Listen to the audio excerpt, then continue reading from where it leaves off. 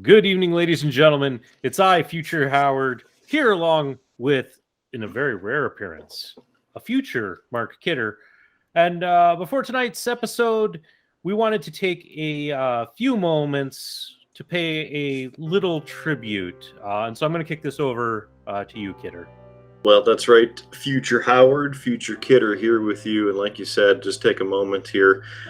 Tonight is the 5-year anniversary for a tragedy that happened in Palm Springs, California. Incident occurred and 2 officers lost their life on that night 5 years ago.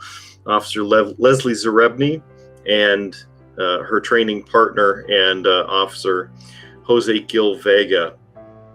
Both were killed in an incident that occurred in Palm Springs, California. And without going into too many of the details, the suspect was caught and charged and convicted of those crimes. And just wanted to take a few minutes here of our time and your time as just a moment to remember the fallen officers, not only those 2 specifically who are close to my heart in the sense of the meaning, but to all the other law enforcement officers in the country who have paid the ultimate sacrifice. So we here at the Triple B, thank you for your time. Thanks to all the men and women across the country and around the world for protecting and serving as the best of their abilities. So thank you from the Triple B.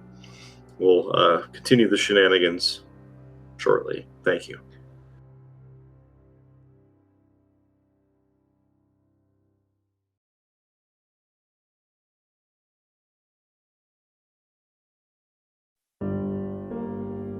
Legend tales of a place where the booze flows freely and the stories are always entertaining.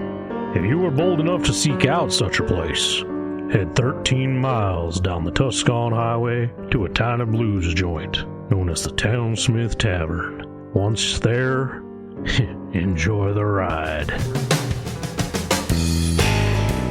Ladies and gentlemen, you are listening to a UA production of Beer, Blues, and Bowl. Excuse me, you can't say that. You're gonna lose your family-friendly rating. You're gonna corrupt the kids. BS! A podcast that invites you to grab a cold beverage, pull up a seat, and enjoy time with friends. And here are your hosts, Howard Blues and the Mark Kidder.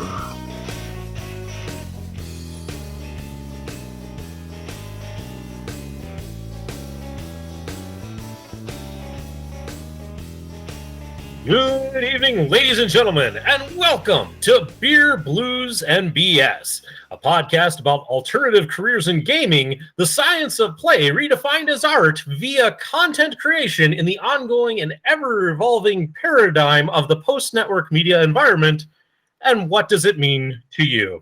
I'm your host, Howard Blues, here, as always, with my co-host, the man, the myth, the legend, the Mark Kidder. Kidder, how you doing tonight? I don't even know what in the hell you just said, but hello, Howie Blues. I'm here, man. The struggle is real, but we're gonna get through it. You know why? Because it's the Beer, Blues, and BS, the Triple B. It's the show of the week. Time to get it on. It's clobbering time. There, Howie Blues.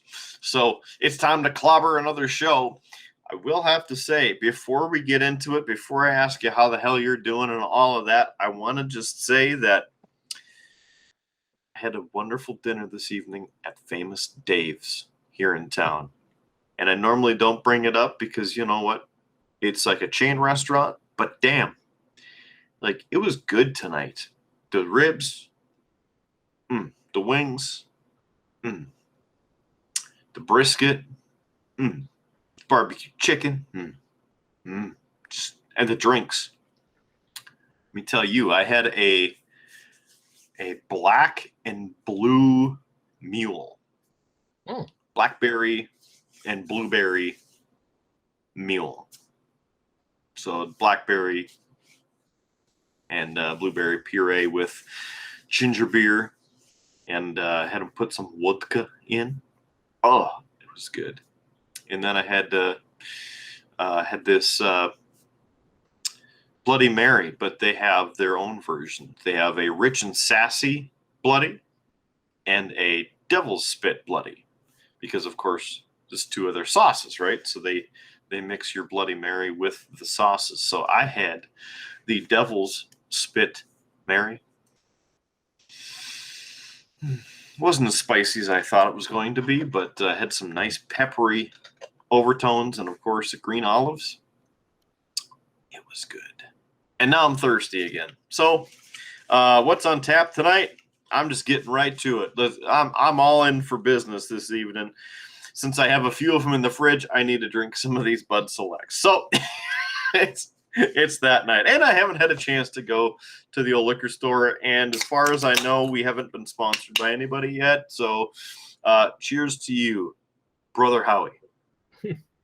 This is not going to be an exciting What's on Tap segment because Kidder, Lefty is working nights. And when she works nights, that means I'm in charge of the wee one. And, just in case there were to be an emergency or such, I don't wish to be intoxicated in case I have to drive or go anywhere.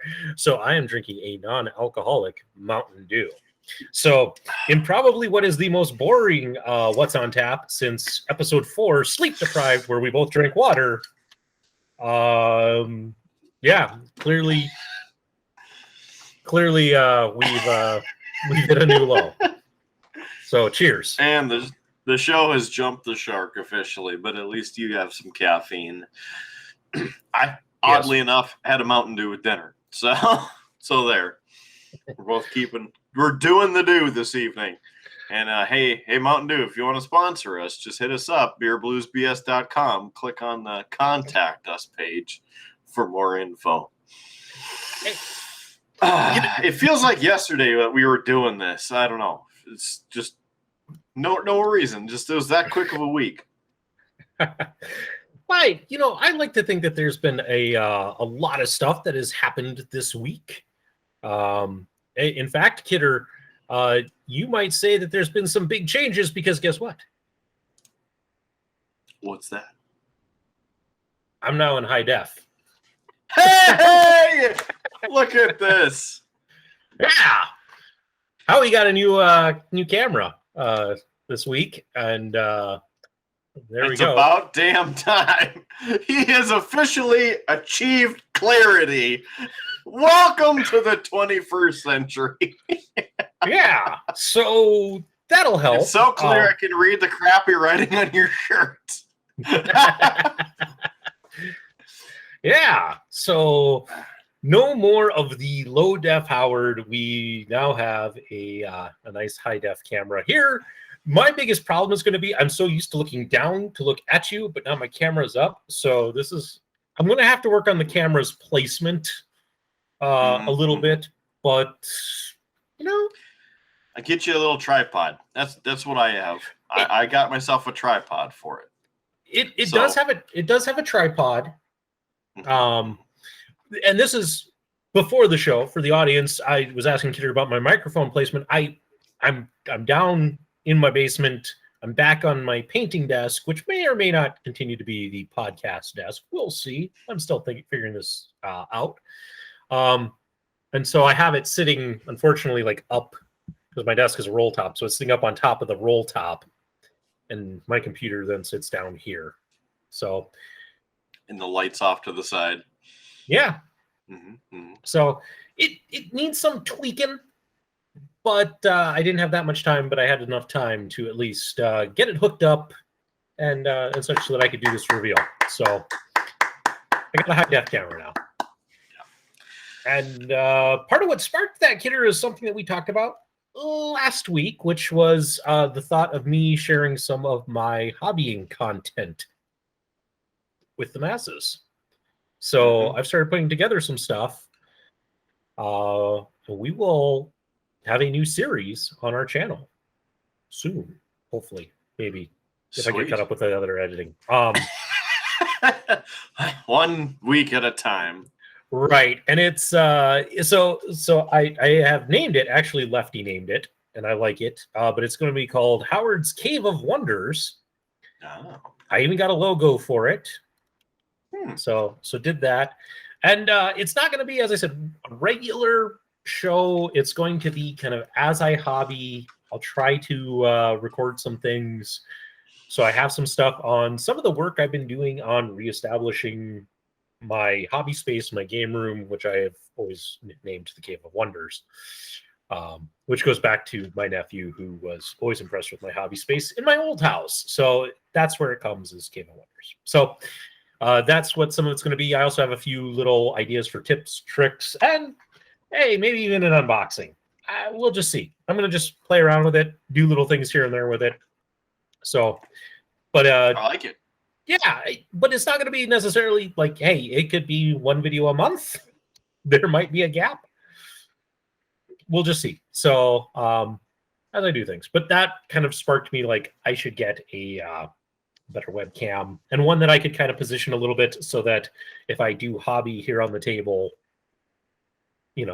I could position it in such a way to record it. So that was the thought. I like it. Yeah.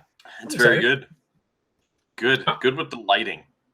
Very good quality. Mm-hmm. Yeah. Which one did you go with? This is a Logitech streamer camera. I forget the exact specifics, but it's a 1080 camera. I didn't think I need to go to 4K. Nobody needs to see that high def of Howard. I do. I demand quality. I went with the Brio up to 4K quality. Now, if our service would actually provide that quality, then, it would be a much better picture. You could see all the Blu-rays, games, etc. I mean, you can kind of see the batleth in the back, but, I mean, it'd be even clearer. It's crazy. Yeah. But so I'm happy that you're into the new realm. Mm-hmm. You know what, Kidder? I was going to show off, since I had the new camera. I do have. We talked about it last week that I was painting some figures tying into the Chateau de Mora's celebration of the New York Fashion Week, and I have them done. They're in my computer bag, though, like 2 levels up. So, no.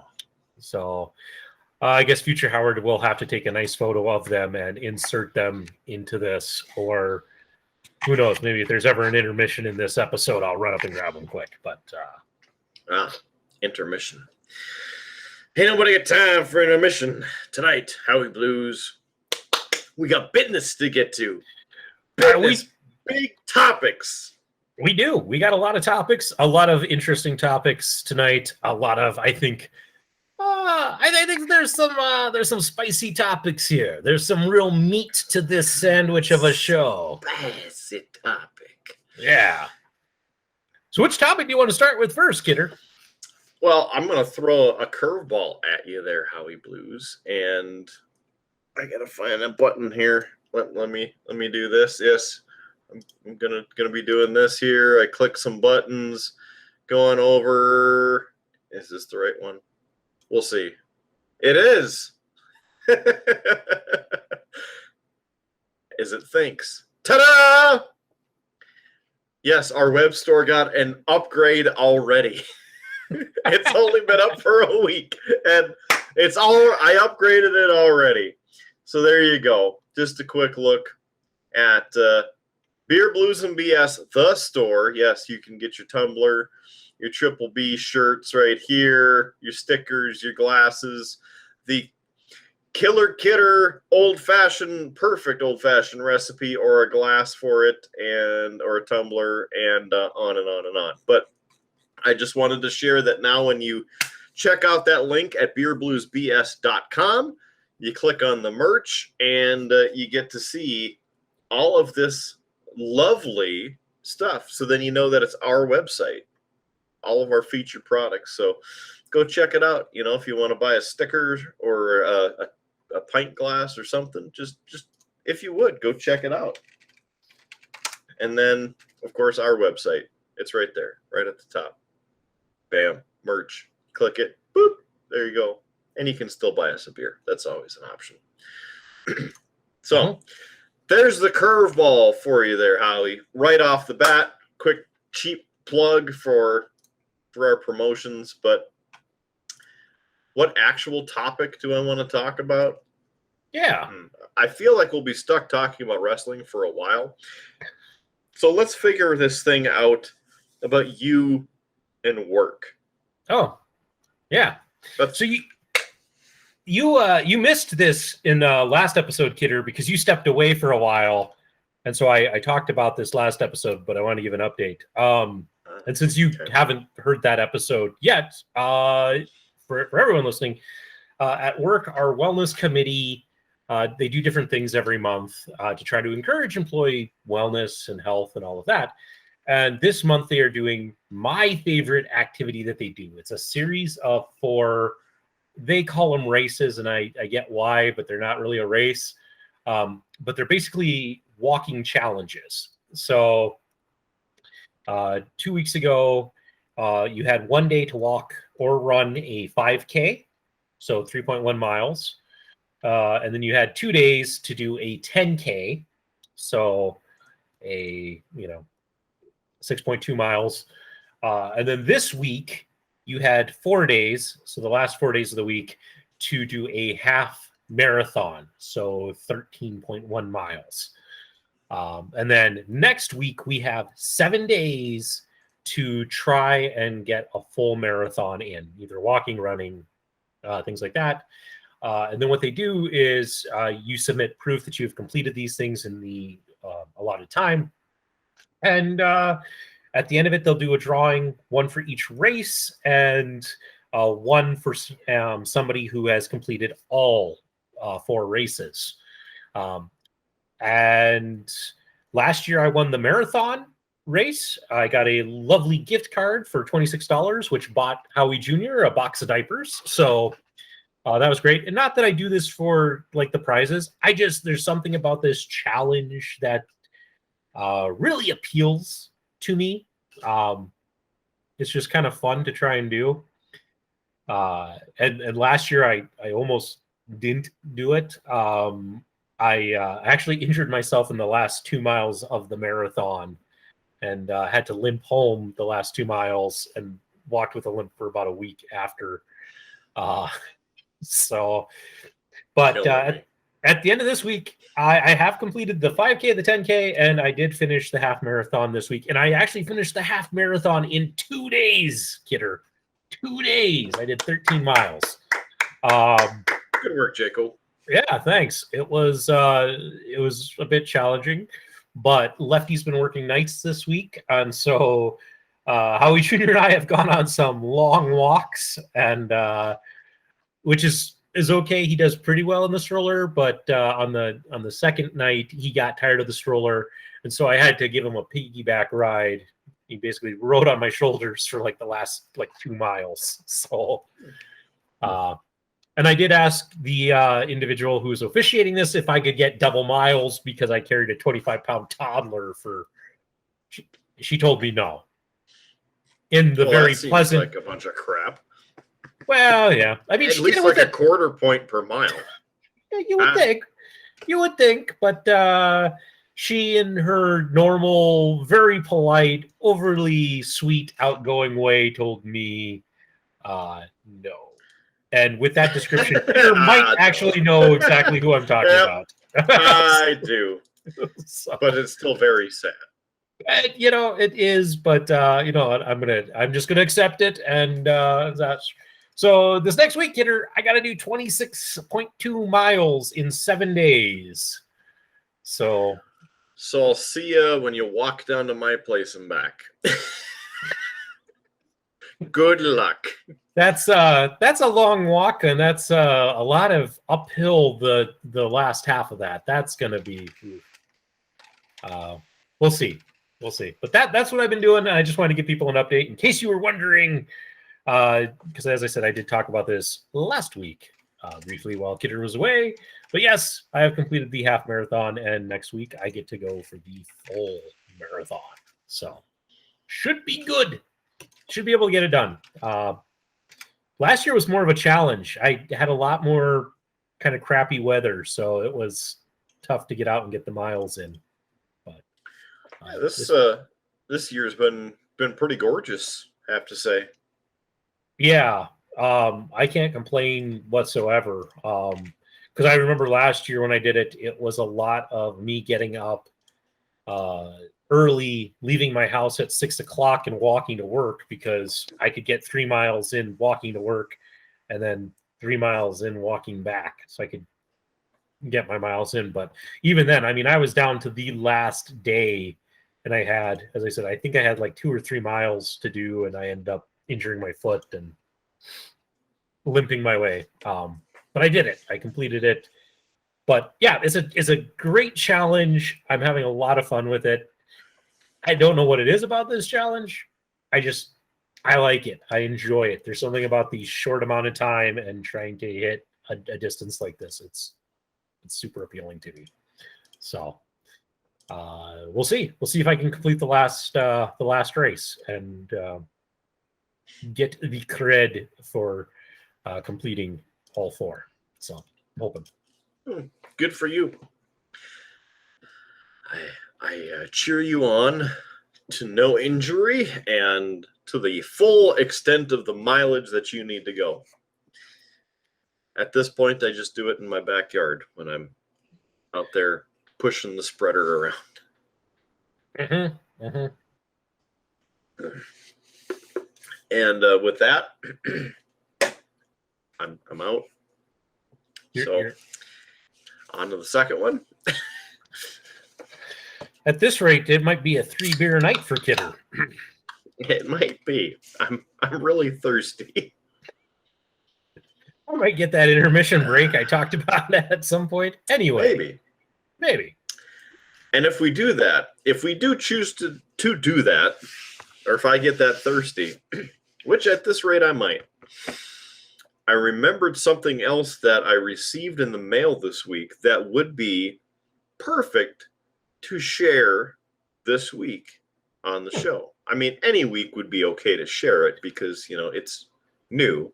But with our past series and specials, bonus episodes, it would be something that perhaps would be good to share. I think I know what this is. I think I saw this on your Facebook. Maybe. But that beer tastes good. Anyway. So, you keep on trucking those wheels. Keep them rolling. Make sure that you rotate your shoes every 1,000 steps so then you don't get off balance. Something like that. I don't know. I'm trying to help you out here. All right. That should be fine. I'm feeling pretty good so far. So before we move on to the next topic, unless there's some more that you wanted to mention on it, like your secret plan to come in first on this challenge. Anything again, it's not actually a race.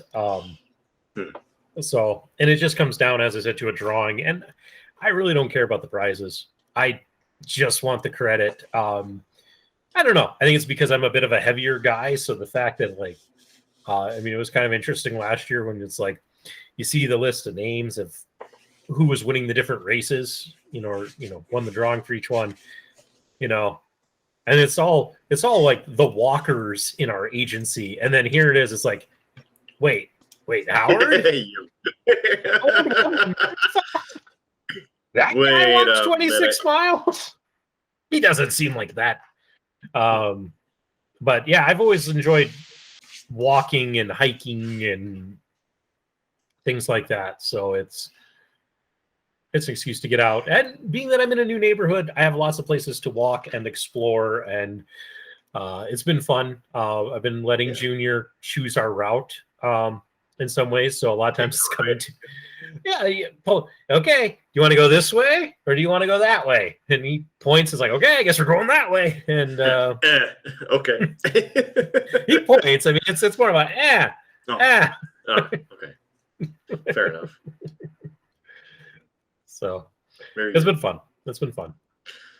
Do you have a smartwatch or one of the fitness trackers, so then you can back up your claims of it's the Samsung tracker or something like that? Yeah, Samsung has a health app on it, and so it I'm pulling it up right now. Nope. My phone does not like the fact that I'm running low on memory, so it's not going to open it up. But I have to clear some junk off here. Anyway, but like if I hold that up, you can see I've done so far today, a bit over 7,500 steps. But you can kind of see on there. It does a pretty good job. I haven't had too many real issues with it, and I just snap a screenshot each day at the end of the day, but I can go back and see what I've done. So it's been, as I said, it's been a lot of fun to do, and to me it's a better one. The other like walking challenge that we do in January, which is a terrible time to do a walking like steps challenge. That one's a group effort. If you participate, you just submit your steps for the week and we're walking basically around the world. So the person in charge of that takes all the steps that everybody sends in and plots out the route, and writes up a lovely thing about here's the things we saw or the places we walked past. And it was kind of funny. I participate in it. I don't get a lot of steps because, again, I prefer walking outdoors, so it's a little bit harder. But I had to drop out this last winter because of all of my health issues. If you're wondering about the health issues, go listen to episode 2 of the podcast. We don't need to reiterate all of that. But I dropped out, and I had to tell the person, I'm like, I have to drop. I can't. I really shouldn't be up and moving. So they wrote me. I think I got like kidnapped by mummies because we were over in that part of the world, over in Egypt and such. So I got kidnapped by mummies, and she didn't put who dropped out. So it was just kind of one of our party has been abducted by mummies. So it was kind of funny in that sense. Yeah. So, but it's at a weird time of the year. I wish it was like later in the year, in the spring or such. Would it be nice to be outside and walking and racking up the miles?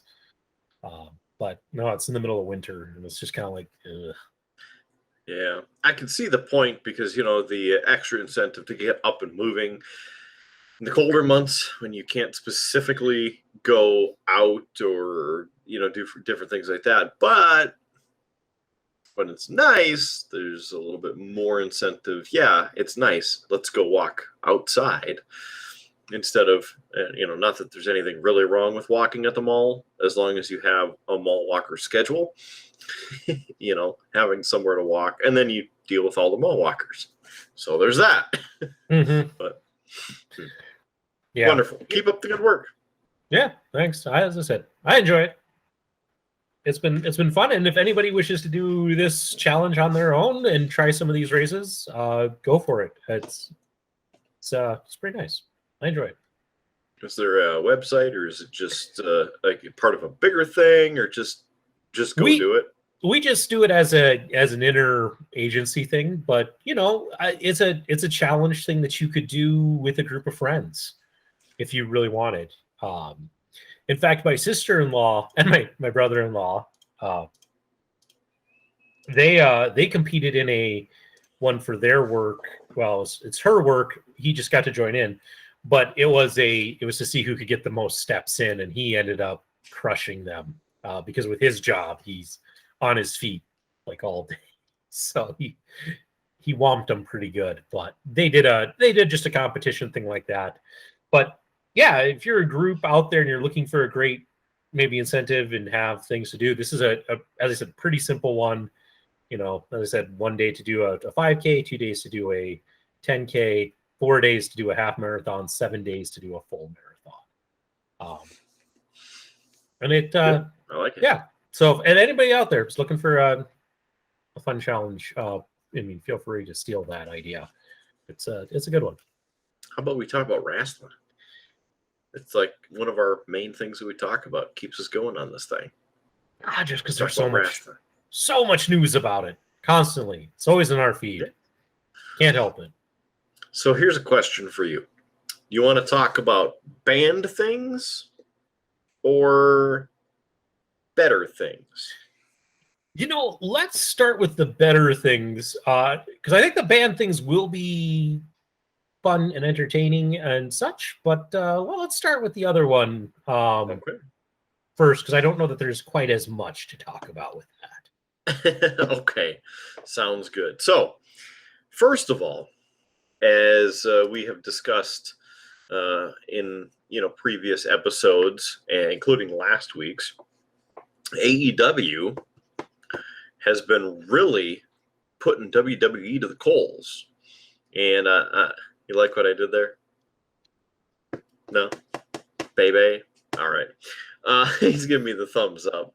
So AEW Dynamite beats WWE Raw again this week in the demo, despite one of the big things that we want to talk about is Big E cashed in the Money in the Bank briefcase on Monday Night Raw as a pre-advertised thing to get people to watch. He won the WWE Championship, so very well deserved. Congratulations to Big E. I met him at WrestleMania 30. Got a sweet photo of that. But he definitely deserves it, so I'm happy and proud to say Big E is the WWE champion. But Adam Cole opened up this week's AEW Dynamite, and CM Punk was on commentary as well for most of the episode until he got ambushed by Taz and the Tazites, or whatever the hell they're called. Team Taz. Sure, Team Taz. Yeah, I like the Tazites a little bit better. The Taz Devils. No? Yeah. So I'm looking at this article as we're talking about it here from a fan's perspective website, essentiallysports.com, for official crediting of where you can find this information. But again, this week's Dynamite beat Raw in the key demographic viewership second week in a row. And the numbers, apparently, 1,175,000 viewers for Dynamite on average. And around half, we'll just say half, were between 18 and 49 years old. So Dynamite narrowly beat Raw at a 0.44 rating. Raw had a 0.43 rating. And if you want to look into the whole dynamics of television ratings and what their shares mean and viewership ratings, that sort of thing, I don't want to get into that whole stupidity. So just go on the web and just take a look, because you almost need a degree just to understand how they rate stuff between the different rating companies. But either way, so for the key viewership, and again, that's typically males for this program, 18 to 49 in age, the 0.44 rating with 574,000 viewers, and then Raw had 0.43. That was 556,000 viewers in that demographic. They continue to point out that it's notable that this week's ratings are down just over 15% from last week's 6.52 rating for the Dynamite post AEW All Out pay-per-view. Kind of interesting, but I mean, they're still drawing over 1 million viewers overall on TNT. So between this week, 1.175, and last week, 1.319 million. Second and, I don't know, maybe third or fourth highest in AEW Dynamite history. So, I mean, the viewership is there. And I have to say, because I watched it was Wednesday night when I watched it. I watched most of that show. Fast forward through some of the matches, I think 2, but the rest of them I actually watched. Which, you know me and how I talk about Monday Night Raw, for instance, or SmackDown, and I fast forward through 95% of it. And I don't know, I keep thinking about the pieces that we've talked about on this show about numbers. Okay, for the rosters, 75 plus people for the AEW roster, 30 people per roster per show for WWE-ish. I mean, and you sit there and you're like, this is crazy how many people. Now, I think, if I remember correctly, and we might have to go back a couple episodes to reminisce on the facts that we talked about on that, but with the numbers for the 70 plus people for AEW, that's their entire roster, correct? No, that's just the men. Or, I mean, sorry, I should clarify. Right. Yes, I was talking about the men for each of these categories, but that's all of AEW. That's not Dynamite versus Rampage, correct? Correct. That's their complete active roster. Because, and the reason that the group that put those stats together put it together that way is because AEW doesn't have talent split between the two shows. Right. Like you see in WWE, where you have a Raw roster and you have a SmackDown roster. Any of the talent can show up on any of the shows. So that's why it's which one I've always roster. liked that. And I think we've talked about that before, about like the old days in wrestling, how it was like that. Even in the old days of wrestling, they were still kind of split into different rosters. Then they had different kind of touring cards that would travel to different places. So like if you're doing a house show in Chicago, you probably got, the big name stars. If you're, the house show here in Bismarck, North Dakota, you might not get the Universal Champion, but you might get like the Intercontinental Champion or just a big name that comes out just to kind of headline and, put stuff over. I remember one house show that we saw here where Jericho was the big name, right? He wasn't even champion at the time, but he was the big name that was here. And people left happy because it's like, oh, we got to see Chris Jericho. So, I mean, they've always kind of had that divide. The thing about it was in the old days, though, they didn't make that really like super known, right? It was one kind of show and you could have storylines fade in and out. That's, and that's fine. I mean, there were elements when they first started that I enjoyed. I enjoyed the draft, which is coming up again. Yeah. I enjoyed that aspect of it. Or at least in theory, I always kind of wanted it to be a little bit more drafty, I kind of wanted it to be like everybody's on the table and we're just picking guys and not this whole like, well, we're grabbing so-and-so off this roster and, like we're only grabbing a few, I kind of like the old days when JR got drafted over to SmackDown and he was like, what? And he just puts down the headset and gets up and leaves. I don't know if you remember that. Yeah. Back in the day. The thing I think for me about it was it never really felt like a true draft, because you knew like, oh, they're only going to pick in and flop, basically 10 guys from each show across, just in theory. So they're only going to flip so much. It never had that feeling where it's like, hey, you know what? We're starting with 2 completely blank slates, and we're going to put everybody's name. And if you had 2 good, strong general managers, literally have them pick and go, okay, I'm taking everybody. Right. And have it be like super competitive. It wouldn't work in their kind of predetermined storyline way. But boy, that would be interesting. It would be interesting, to have that, to have the possibility of trades of, just things like that could really, build. Mm-hmm.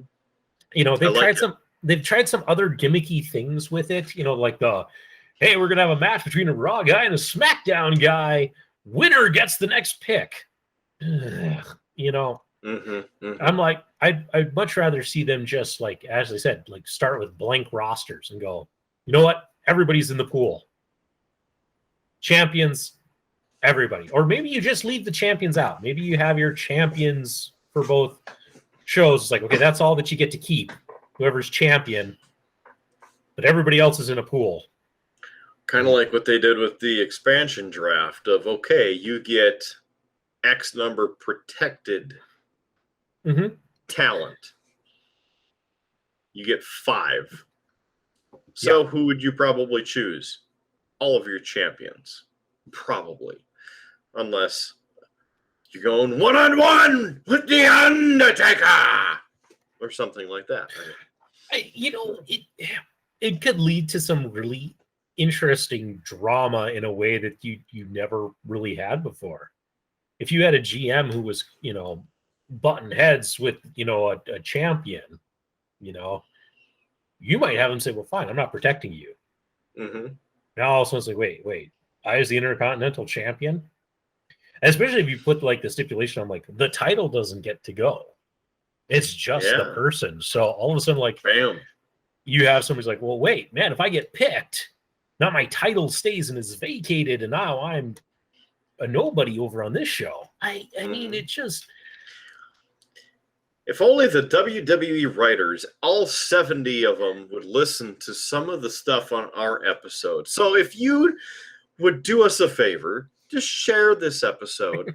Share it on your social. Share it on YouTube. Share it on Twitter, Facebook. Just share it. If you got a blog, share it there too, please. We'll love for you to share it. Sharing is caring. And you know what? If WWE or AEW, you're watching this or listening to this, go to beerbluesbs.com, contact us, and you can email us directly for all these great ideas.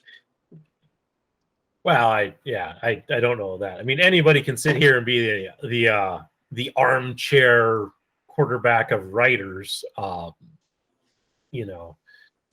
I never said I wanted to write all of it. I'm just saying I'm going to give them some ideas and then they can pay us. I guess, I mean, I look at it as a guy who's done some, I've always been writing and things like that.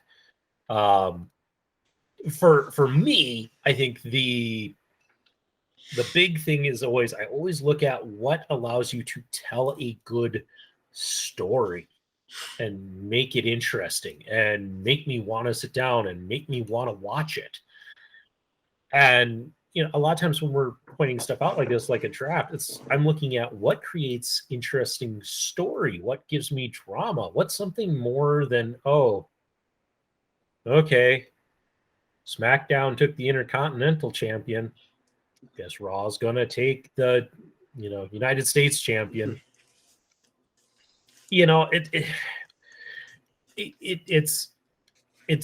It's this lack of wanting to tell a story, and so they do things, they break up factions, and it's like, factions give you, interest. I was watching Kidder a little bit of AEW Dark while I was doing some work down here. I just had it on in the background.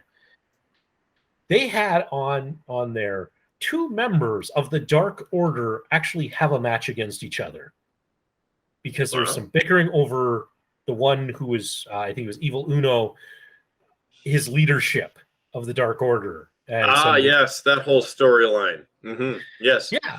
So they actually had a match like on the show because of that. And I'm just like, this is why I say factions can be, good for storytelling. You can have things like you can have inner, conflict. It gives you options. And WWE just hates that. There's actually a rumor now, Kidder, that they're going to bring the Hurt Business back. Like they're going to reform it. I'd be okay with that.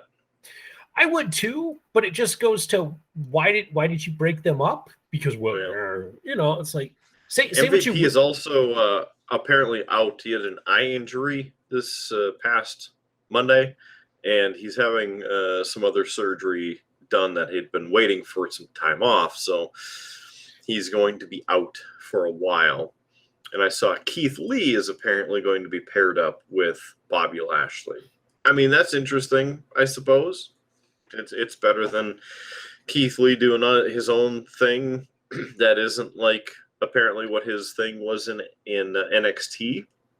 But yeah, Hurt Business, fine. The factions, like a trios match, these different things that AEW has been doing that I've been watching. I'm like, I'm glad that I had a reason to tune in and like have that excitement.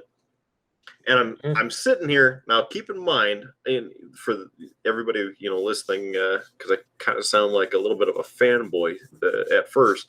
I'm thinking out loud at how excited I am about how AEW is. And I've been watching and really trying to understand where they're coming from, who these people are, that sort of thing. But I am, in the back of my head, remembering and keeping that in like I said, in my train of thought of the grain of salt of this isn't just the new shiny thing, and I'm really invested and excited for this as I'm watching it. I'm still trying to keep that perspective of, yes, I watch WWE and the programs and what I'm tired of over here and, seeing the comparison between the two. So I just wanted to mention that. Yeah. And truthfully, I think I've been a little bit like, again, I'm about as to call me a wrestling fan right now is kind of tough because as like I don't have time to watch anything. I used to listen to a lot of podcasts about it and such, but I think I followed more of AEW's creation and such. I actually saw the first All Out. And it was on my list for you and me to sit and watch for a long time, and we just never got around to it. So I think I've been sold on them and the stuff and some of the people in it a bit longer than you have. Just because, again, I had podcasts that talked about it, and that led me to go and see some stuff. But I think the thing about it is that you're seeing something different, and it feels fresh, right? It's, hey, here's a character that would never work in WWE that works here. Here are matches that WWE won't do. We're willing to do here.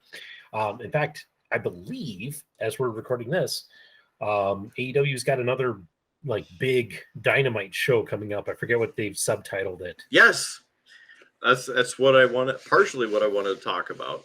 So, as we build the excitement for that, this past week,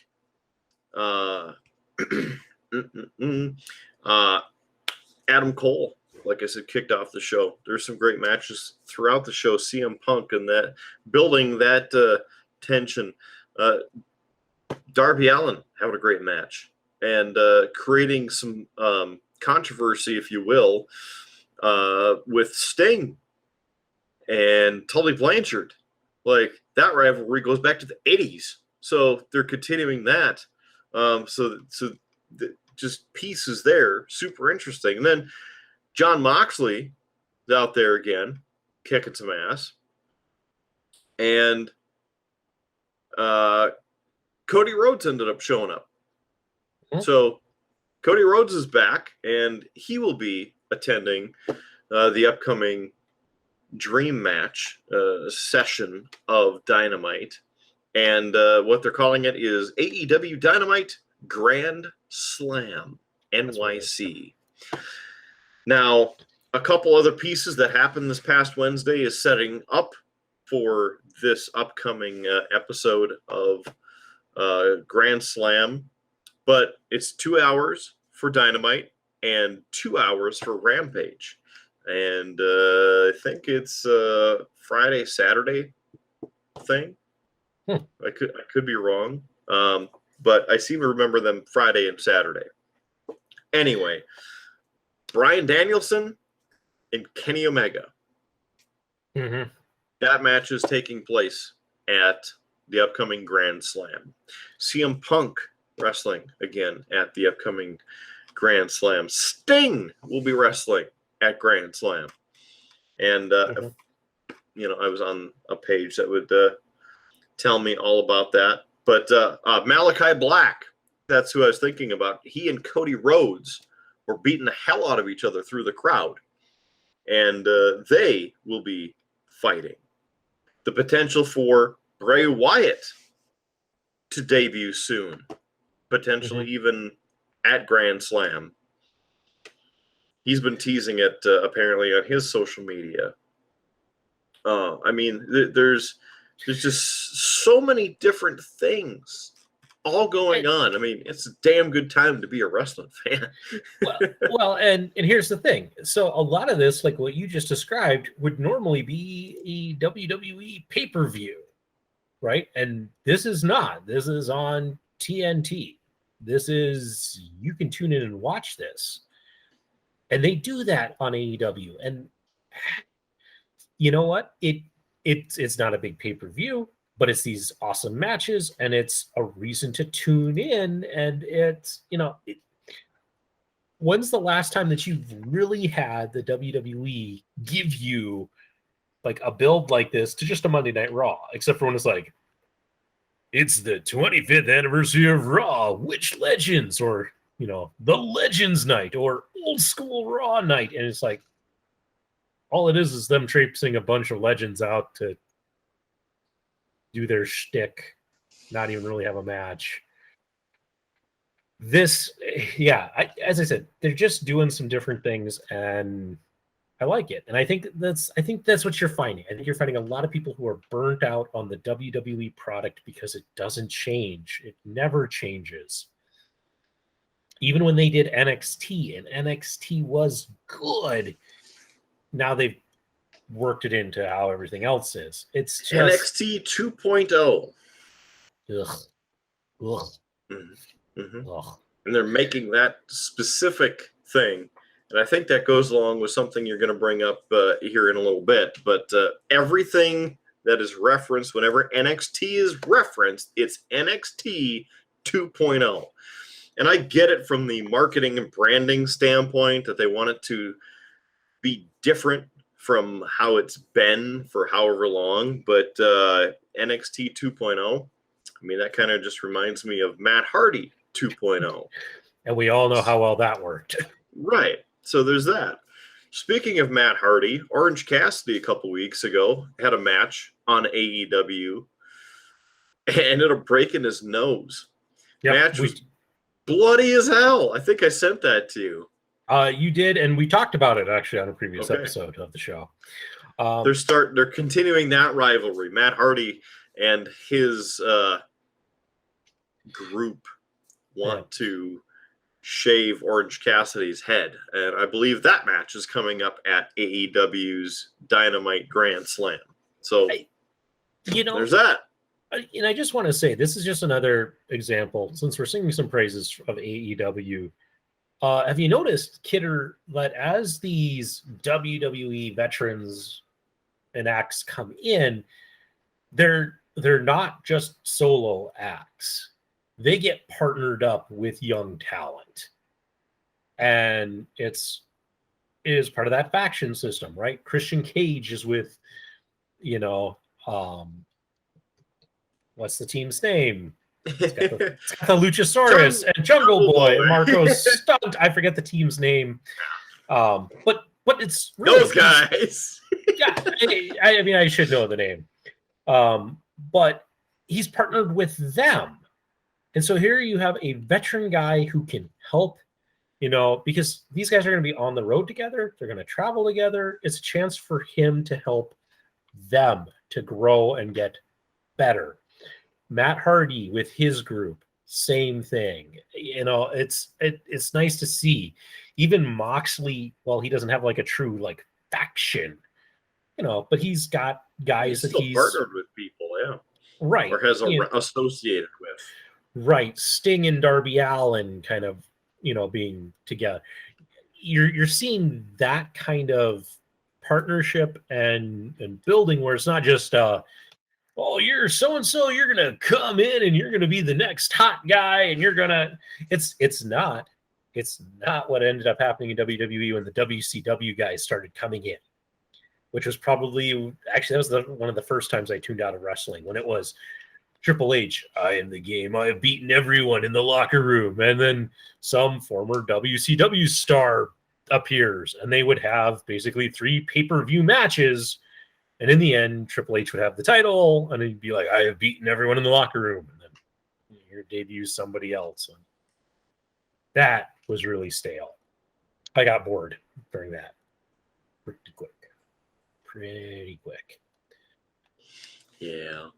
I mean, there's all kinds of cool stuff that they're doing. I mean, WWE has tried here and there, but are they trying at the same level or working on it? I don't think they are. We've talked about that before. So if you want to hear us dissect what we think WWE is doing and where they're going, well, you could check out some of the past episodes. We don't have to rehash all of that. A couple interesting pieces about the rumor mill that's going around. Number one, Sami Zayn. His contract is apparently up soon. So is he staying? Is he going? Who knows? Number two, the end of the year, KO. His contract is coming due. Is he staying or is he jumping ship, going to AEW? I mean, we talked about that a little bit. How about Johnny Gargano? Yeah, his contract is coming due. And will he stay or will he go? And what he's done for NXT, and of course how they've blown up NXT. I mean, I didn't watch. I'm not going to, sugarcoat it. I didn't look to see what it is. I did. You did? Well, I was a big fan of Gargano and Tommaso Ciampa back when they were the great tag team of DIY and their epic rivalry with the Revival. Those were awesome matches. FTR. Yeah. There was some really great stuff on there, and those are two guys who, I mean, were over they were like this close to being called up to the main roster, and then they got pulled back to NXT, and I was kind of happy about that. Because they would have been wasted on the main roster. You never would have seen them lived up to their whole potential. But yeah, Johnny Wrestling could go elsewhere. So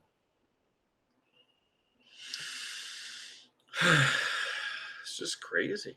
I mean, and even Paige is hinting about a wrestling return after having some more reconstructive surgeries from her injury, similar to Edge's injuries. Mm-hmm. And then what about, I mean, there's no information at this point yet about CM Punk's wife, April, or in the WWE world known as AJ Lee. Mm-hmm. what if she returns to wrestling? I mean, I haven't seen any, like I said, I haven't seen any speculation on if she's interested, if anybody has tried to get her to come back, but she was good to watch back in the day when she was wrestling. In fact, at WrestleMania 30, I was there in New Orleans. And then Monday Night Raw, the following night in New Orleans, I was there. And that's when Paige won her first Divas title as the youngest Divas title holder, if I remember correctly. But I was there when she won it from AJ Lee. So what if it happens? We'll see. We'll see. And then with NXT, I think it might lead into part of what you want to talk about with the banned words, but Braun Breaker. Mm-hmm.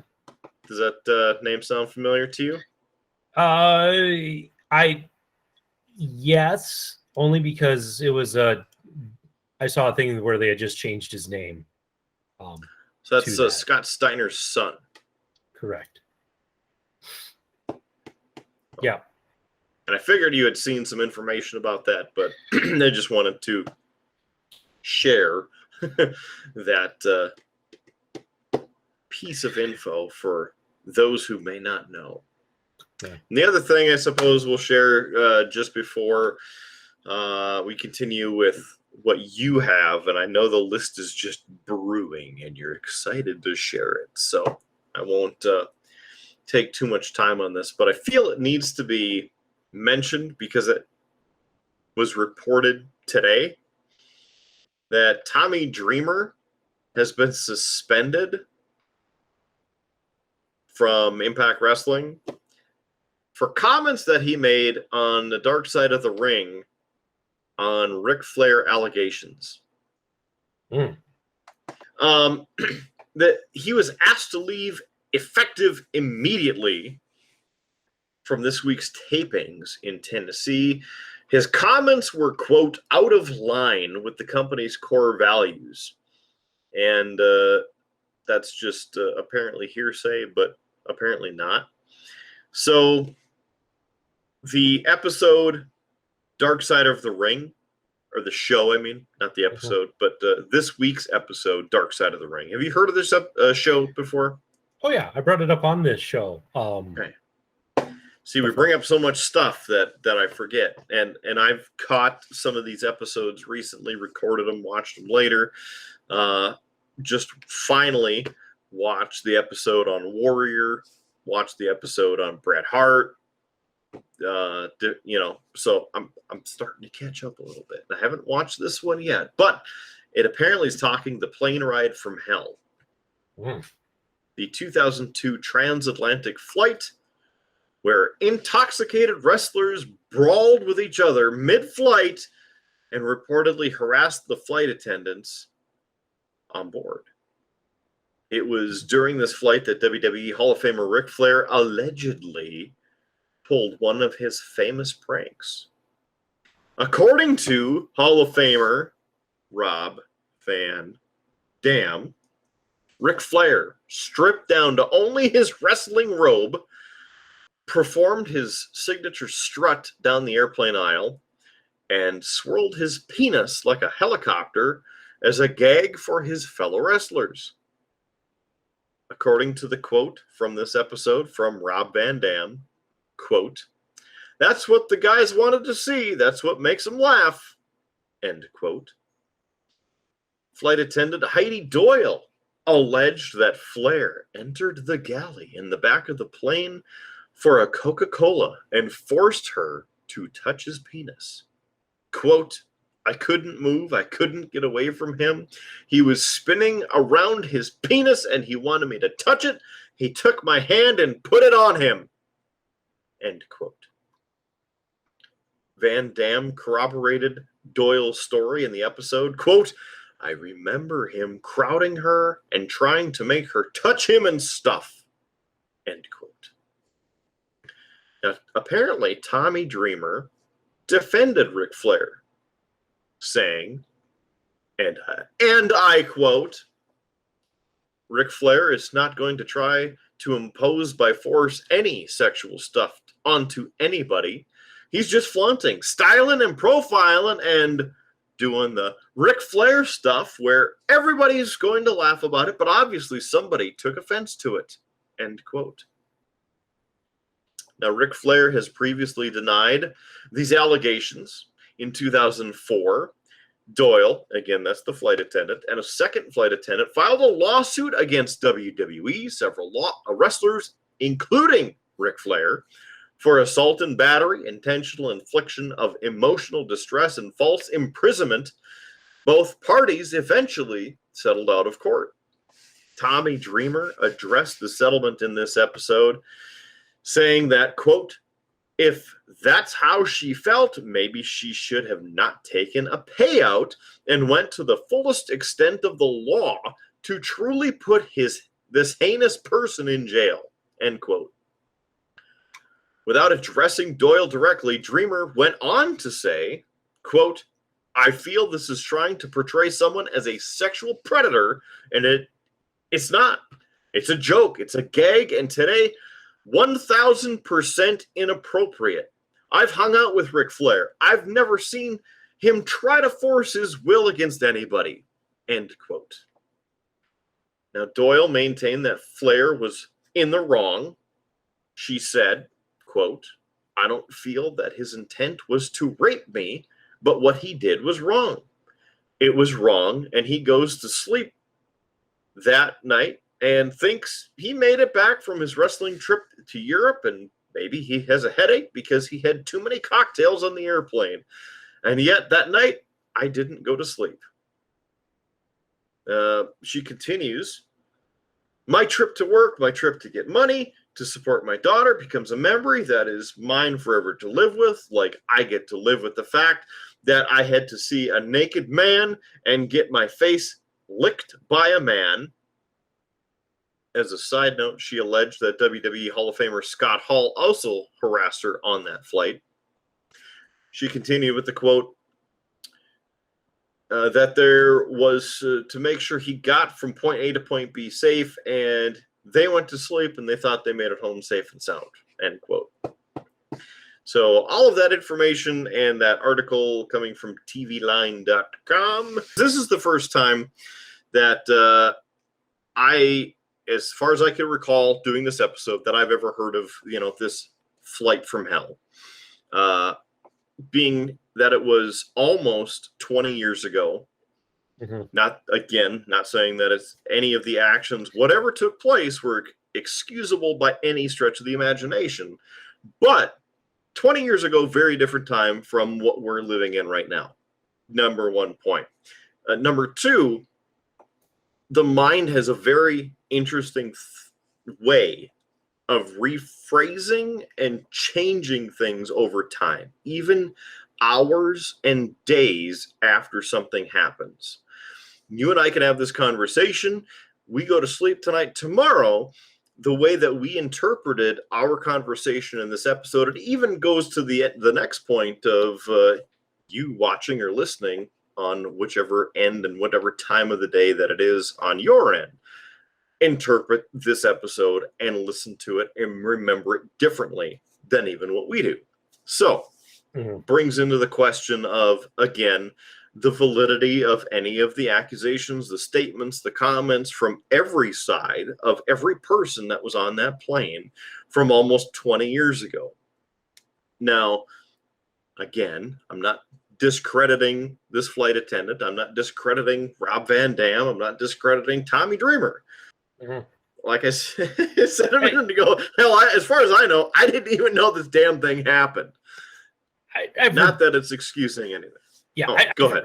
I was going to say, I've heard of this flight and some stories from it. I haven't heard this before, but I knew of the flight. Gotcha. Yeah, Maybe now that you say that, maybe Jake the Snake Roberts brought it up on one of the WWE story times of everybody crammed into a plane, but that could have been a different flight too because of the many overseas flights. Anyway, you were saying. But I can understand, like, Kidder, you and I have had this conversation at least one other time about how, because we record stuff both before the show and after the show, that sometimes there are conversations, and sometimes we even continue talking after the recording has stopped. And there have been conversations, and when I go to edit, like famous example, there's a bit where I was giving you grief about the fact that you could be participating in a yoga class as part of your con experience. And I remember that we had a small little back and forth about it. And in looking through all of the footage, that didn't happen. Or at least didn't get recorded. But it didn't happen where I thought it happened. Like, I got to that point in the editing, and it's like, oh, I can go a little bit longer and grab this yoga conversation. And then to find out, no, wait, that happened when we didn't record, but I could have sworn that it happened. Like, I could have told you the beat almost exactly of where I thought it had occurred in the show. I mean, that happens. If you are me, this is one of the bickering points between Lefty and I. When it comes to telling stories, I will change things just slightly to make the story the best story I can. And so a lot of times I might leave out a detail so that I can bring it in later as a revelation. And the number of times that, like, I leave out the detail and I'm going on and Lefty interrupts and goes, "You forgot to tell him about this part. Da da da da da." And I'm like, "You just." Well, I was getting to that. Yeah. Just wait. Yeah, it's like, just wait. I haven't forgotten. The last time we did it was we were talking to our relatives. Our relatives were asking us about the saga of us trying to sell our condo. And I left a couple, like, I left something else so I could bring it up later, and she called it out right then. And I said, "Who's telling this story, you or me?" She's like, "Sorry." And then she did it again, and I'm just like, "Take over, please. Please take over if you're going to sit and do this. I know what I'm doing. I haven't forgotten anything." It's one of those in fact, just to give you an example, because I remember things, and especially story elements, especially stories that I tell a lot. I mentioned somebody who earlier when we were talking about the walking thing, former classmate of ours. The two of us were on our executive director's walk and talk yesterday, and we were reminiscing about high school. And we were talking about who was sitting at our lunch table, Kidder, when we sat there, and the story of the stabbing at our lunch table came up. Oh no! So for the record, neither of us were specifically involved. We were neither the stabbee or the stab. Yes. The stab. But we were talking about it, and then about that time, our executive director, got brought back into the conversation, and so I told the story, and it was one of those things. Our fellow classmate, like, as I'm telling this, she's like, "You have a much better memory and set of details for this story than I." It's like, "I didn't even remember all of this." It's like, yeah, I remember it because it's a story I have told and continue to tell. And there are certain aspects of it that you don't tell right away, and you tell a little bit later. And yeah, so that's just the storyteller in both of us. Right. It's part of it. It's one of those things. Like, I think a lot about how I tell a story, and try to work through the details, the aspects, and really play with it. And it takes me a while before I perfect it, which is why sometimes stories I tell on here are not as smooth and as polished, and I cringe a little when I'm editing this because I'm like, should have told it like this, should have put more of an emphasis here, should have made the punchline a little bit stronger. Yeah. That's how my mind works on this stuff. But to get back to this conversation, 20 years is a lot of time for people to misremember things, misquote things, and that's the problem with these things when they're hidden away and they're not reported right away, and they get lost to time. And people will edit stories in their mind. You know, nobody likes to be the villain or the bad guy, or, you know, how many times, and you know, I'm sure people in our audience can think of this, and I think you can think of it, times where, like, you maybe had an interaction with somebody and you said something stupid and you realize it. And in future iterations where you're telling about whatever that incident was, you leave out that stupid thing you said or did, because it's like, nobody needs to know that part of the story. And until it becomes your truth, well, that never happened. We never did that. Needless to say, even my point too, like what you were talking about in the incident that, you know, both of us were there for. You know, number one, that was coming up on 20 years ago. Number two, we were both witness to it and we remember it differently. Number three, the details get foggy. I never wrote information down about it. You know, I didn't write it in a journal or write it in a notebook, anything like that. And so, for instance, I have the two thoughts in my head because I remember how it went down. But was I on the same side of the table or was I across the table? You know, like pieces like that, just from the perspective, it's close enough in my head where I can remember it being this close, right? Just from a perspective. So, and I mean, I know that you remember because I think you were sitting across from me.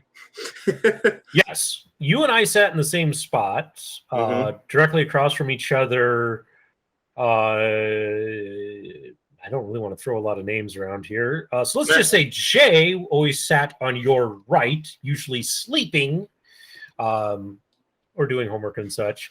Our stabber would sit on your left because I didn't like her, and I think it was pretty well known, and so she wouldn't sit near me. The person who was stabbed was sitting next to me because he was often viewed as socially awkward and annoying, and I was the person at the table who tended to put up with him better than anyone else.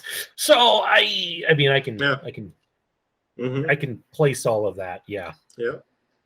So again, just playing the simple memory and thoughts of even something as impressive, and I don't say impressive like wow, but impressive like it leaves an impression in your mind of across the table, next to each other, indirect, like there's so many variables. But anyway, the other, without dismissing, because I don't want to dismiss any of this, and I know we've talked to ad nauseum about that various piece, but the other interesting thing about this story is the legal aspect of it.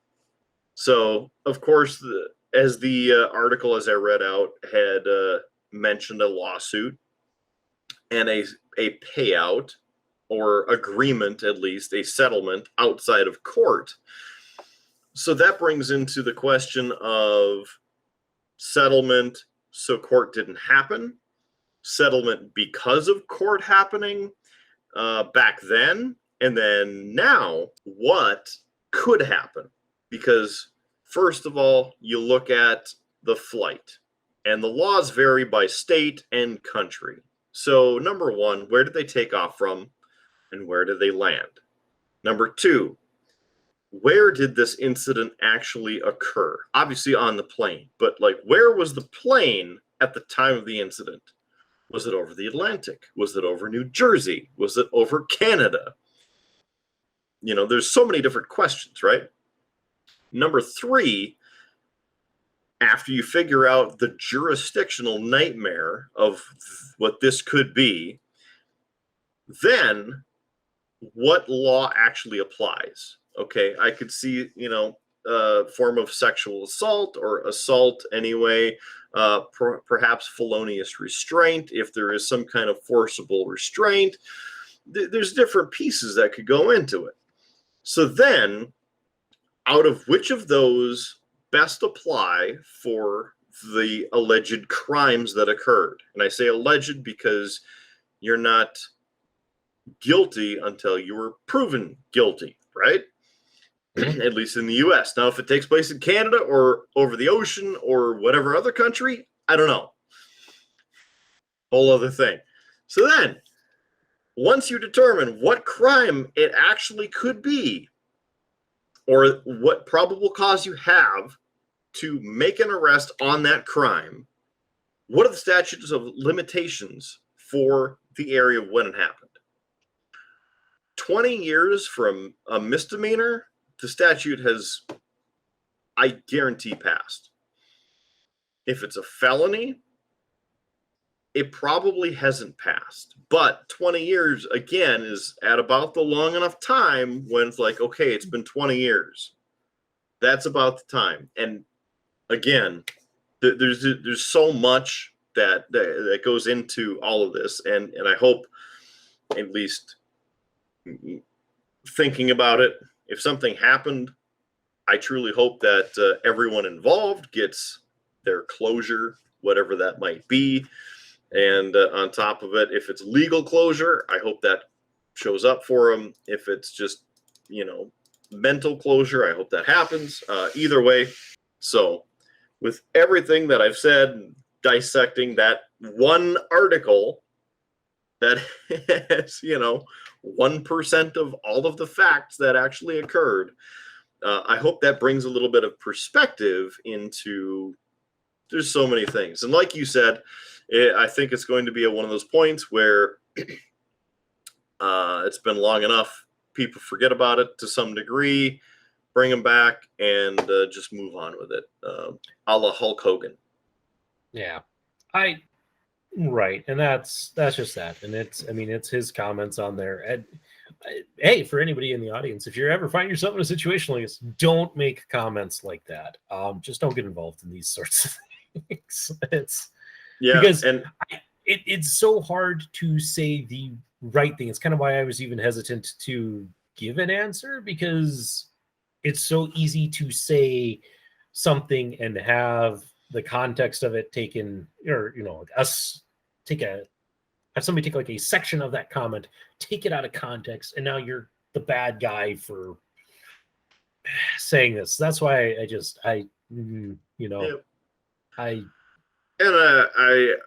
I'm trying to speak from, purely just this article came up, he's suspended, trying to just dissect of what the article mentioned, and from, different training that I've had of looking at it that way. I'm not agreeing with one side or another.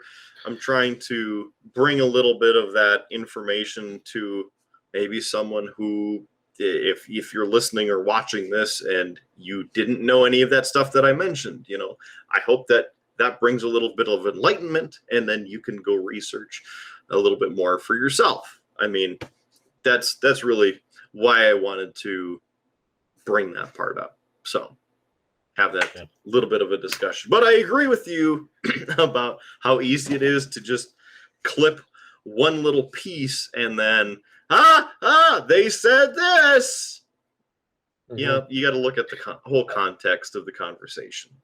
Right. And I mean, just to share with the audience as a story, that I'm not going to give all of the details to, but there was a small county newspaper that took a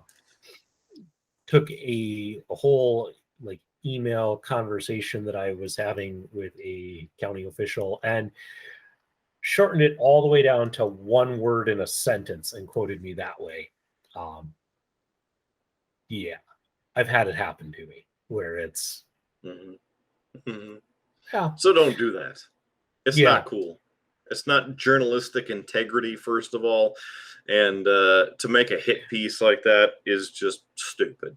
So before we get into, unless you want to finish. I was just going to say, and especially if it's, against the agency where all of your newspapers will eventually get handed over to be part of the archives. Because part of me thinks that they wrote it not thinking that I would ever see it, and I did.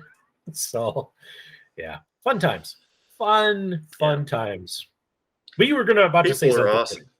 Yeah. I was just going to say, before we say anything else that could be misconstrued into a one-word quote, that we just completely rail everyone and everything, and we're the worst people on the planet. How about what not to say in WWE?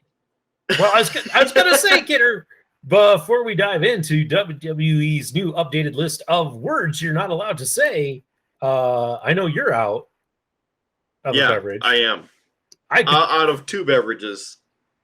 I was going to say, I'm out as well. Do we want to take just a short... Is this our mid-season finale?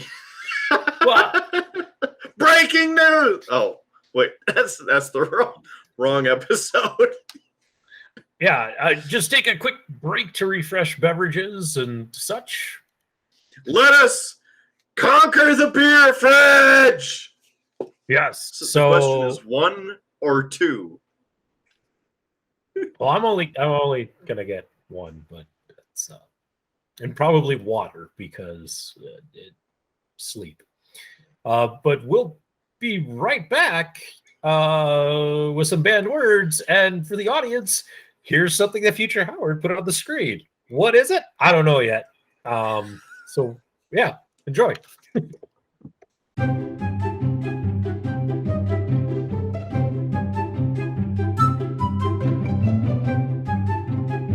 So I hope you all enjoyed that intermission and such. While we wait for the return of the Mark Kidder, I'd like to just take this time to say thank you to all of you who have been tuning in either to the YouTube version or listening to us on one of the many audio sources. We have seen a great rise in the number of people who are tuning in and listening to us every week, and we greatly appreciate all of you who take the time and allow us to come into your life and allow us to entertain you and hopefully bring some happiness and good times to you.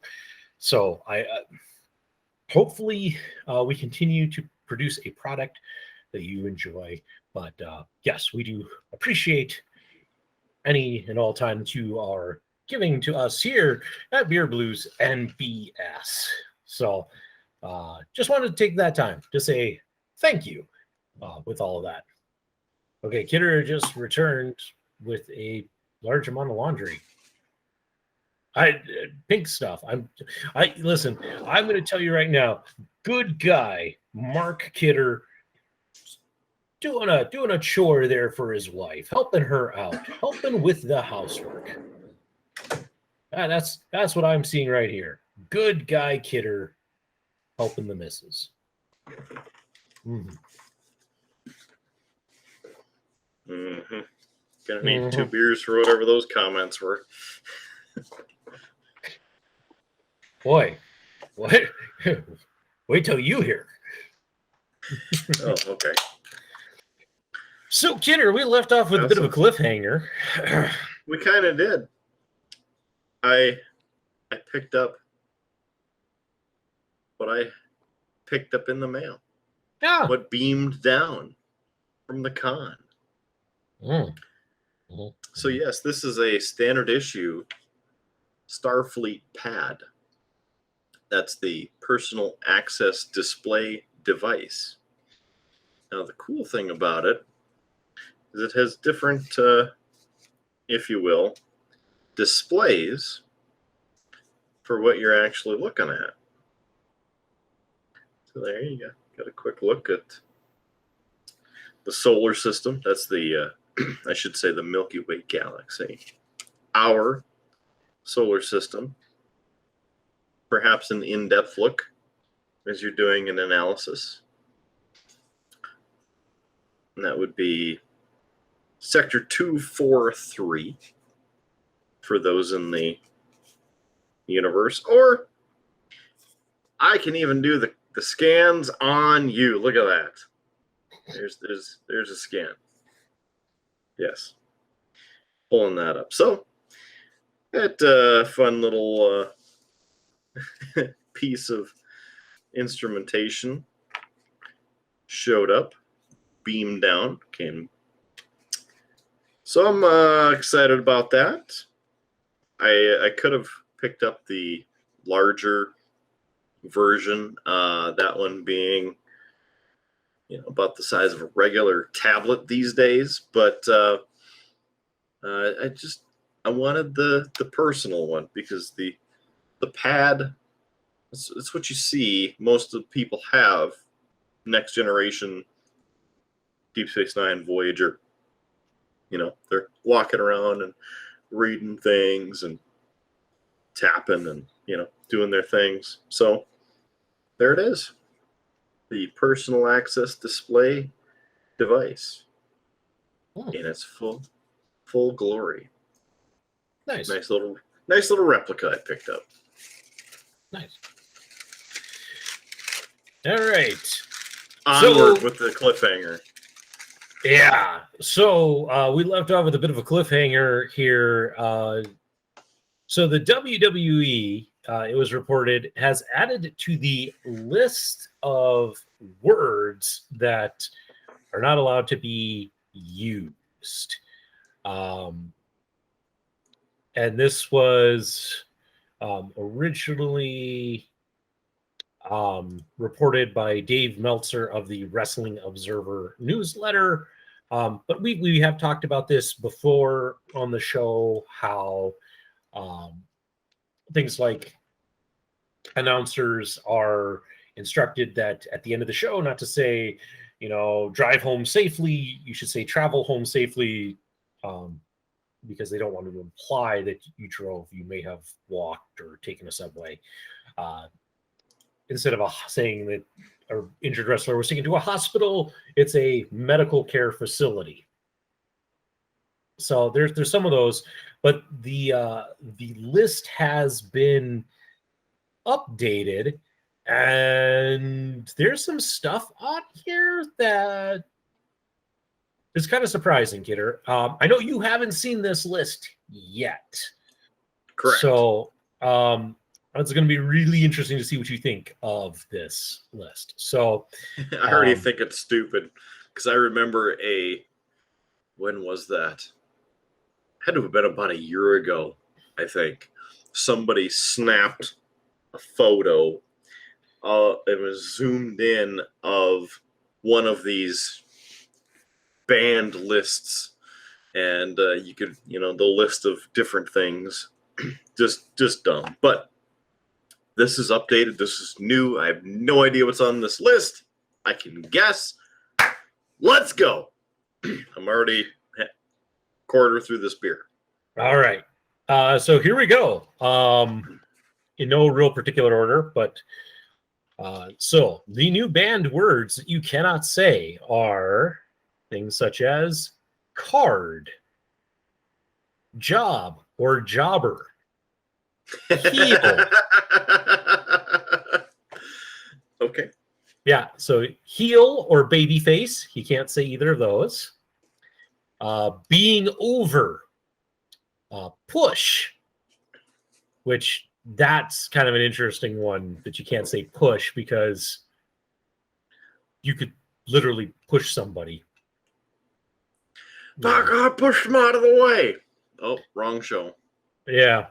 House show, you can't say anymore. Really? Yep. Oh, it gets better here, Kidder. Kayfabe, you can't say. Wow. You can't say murder or kill.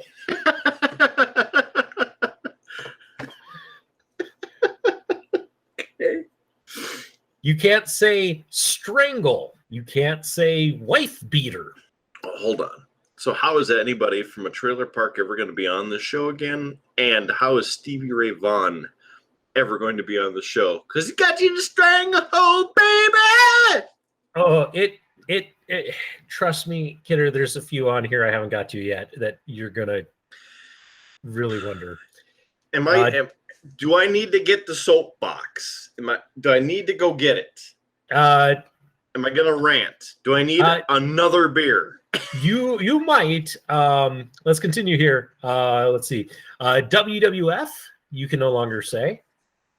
I get that one. Yeah. Violence or violent, you can't say. So I suppose the whole kid-friendly thing. Yep. You can't say victim or spinal injuries. Ah, yes. Don't want to sue or get sued. Yeah. The anti-diva, can't say. You can't say trauma or headshot or mofos.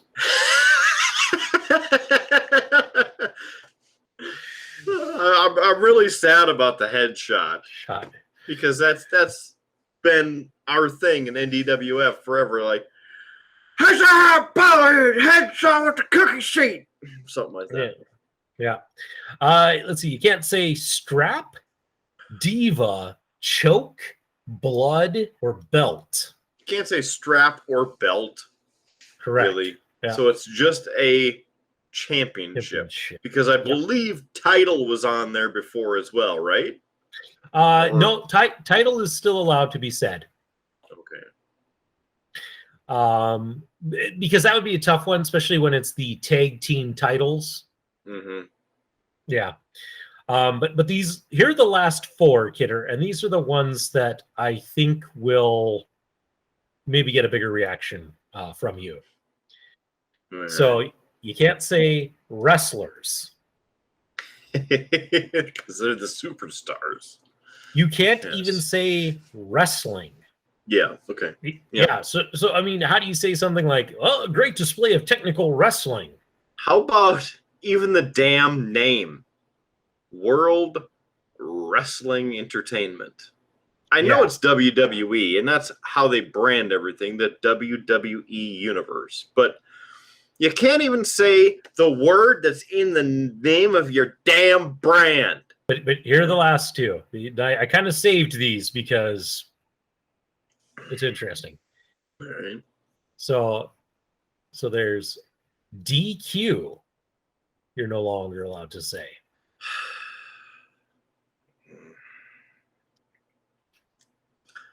I don't even know if I want to know the last one because. Okay, what is it? The last one? Yeah. No longer can you say, and this one has implications, curb stomp. Oh no. It has implications because it's such a terrifying move. Well, that's just it. It is the finishing move of Seth Rollins.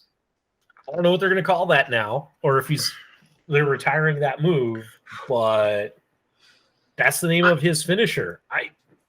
I remember them bringing this up several years ago when it was the Authority and Triple H and Stephanie were involved.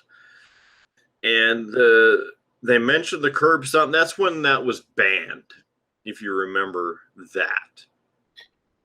Correct. And when it was banned, that's when they stopped using the curb stomp. And I think they've referred to it as the stomp or his finisher or Seth Rollins with that devastating move, things like that. But I don't think they've called it the curb stomp ever since. They have, actually.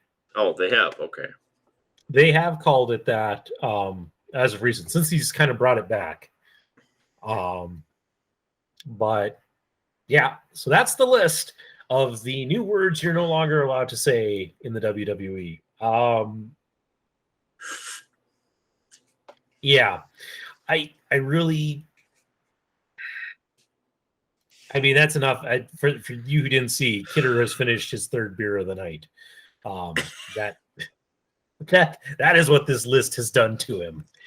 But I mean, some of them I can see, some of them I can get the idea. You know, you want to get away from the idea of the diva. That was number 4. Yeah. I the can whole see, diva thing, that one I can kind of splurted all over my desk here. yeah. I remember them going away from that, and the only time they ever referenced it was for the Divas Championship or the Divas title. But again, that whole thing was retired back.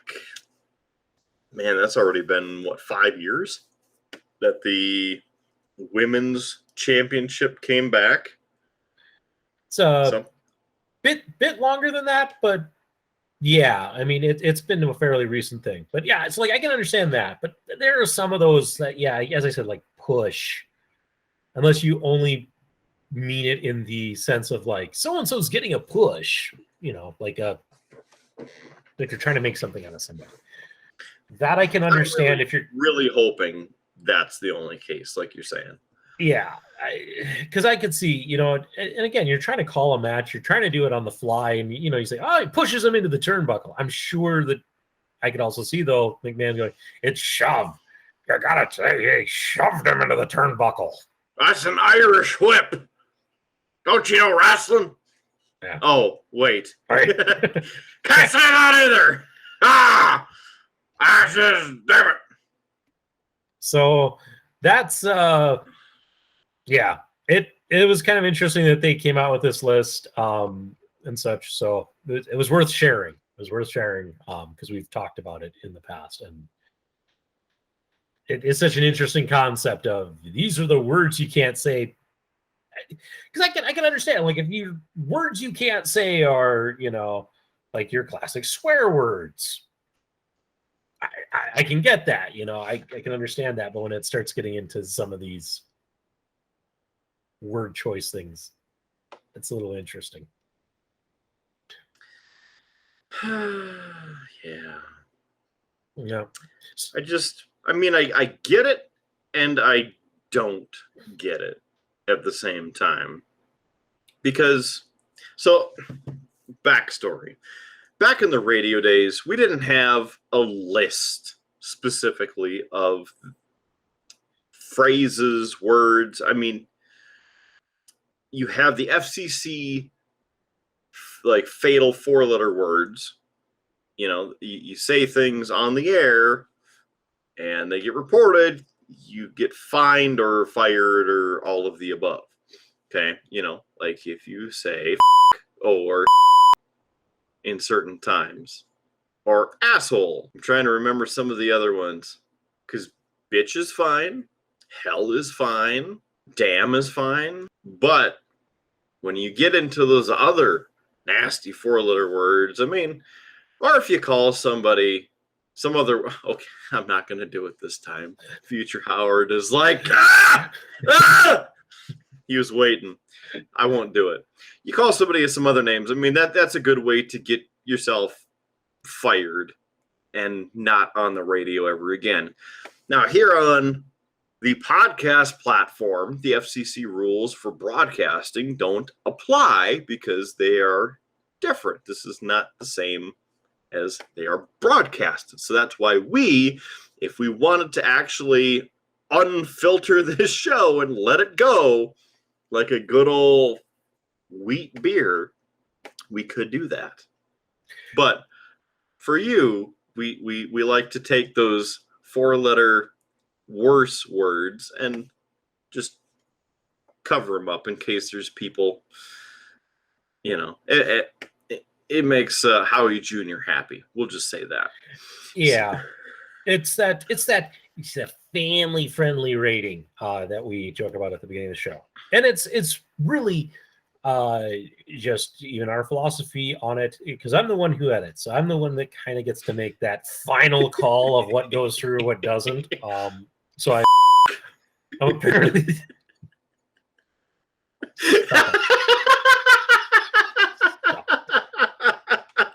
The eyes came out. I should call you Gowron.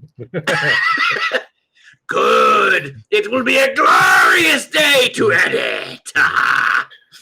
The glorious day for the Empire. Yeah, So where I was going. Oh, yes, you get the editorial. Yeah. Okay, so back in the radio days, we didn't have a list of words that you can't say, but it's just a general idea of, number one, you don't say your competition's name on the air. Number two, you don't say your competition's call letters on the air. Unless it's like a news story where so-and-so from station blah, blah, blah, blah was arrested yesterday after they tried to jump the airport fence. True story from Fargo back in the 2000s. Number three, you don't say your competitors' catchphrases on the air. I mean, you can jest at them, but you shouldn't. And the reasoning is because if you listen to station XYZ as a listener, but then you tune over to station YYZ and you're like, oh, they just made fun of station XYZ. Now you get them to think about the other station, and that's not what you ever want to do, because you want that person to be locked into the station that you are on. That's your whole purpose in life for working at that station, is to get people to listen to your station or to watch your station. Which brings us full circle to this program, and you've made it this far. So thank you, and I don't know how you've made it this far. If you're on a few more of these, then fantastic. Thanks for drinking along. I'm already a quarter through number 4. Mm-hmm. So, did we go enough with the band and explanations there and everything? I think so. I think so. But Future Howard need another 4-letter. I think Future Howard is eventually going to demand that on Howard's lower third that we add moral compass of the show. That's some bullshit right there. Oh, moral compass my ass.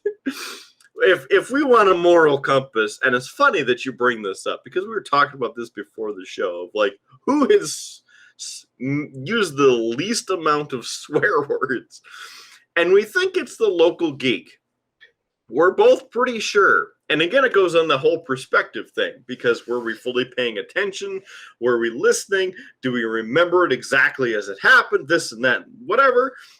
But we're pretty sure that every time he's been on the show, he's just been excited to be on the show, to talk about what's going on and to hang out with us, that he hasn't sworn at all.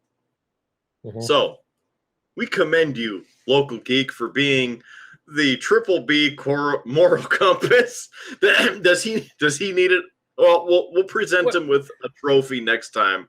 Next time he's on, we'll give him an award. Well, okay, but to be fair, let's make this argument. He might have it out of the what we would maybe say guest hosts, because he's only been on 3 episodes. I've had to put up with you for, like, what are we on? 27, 28?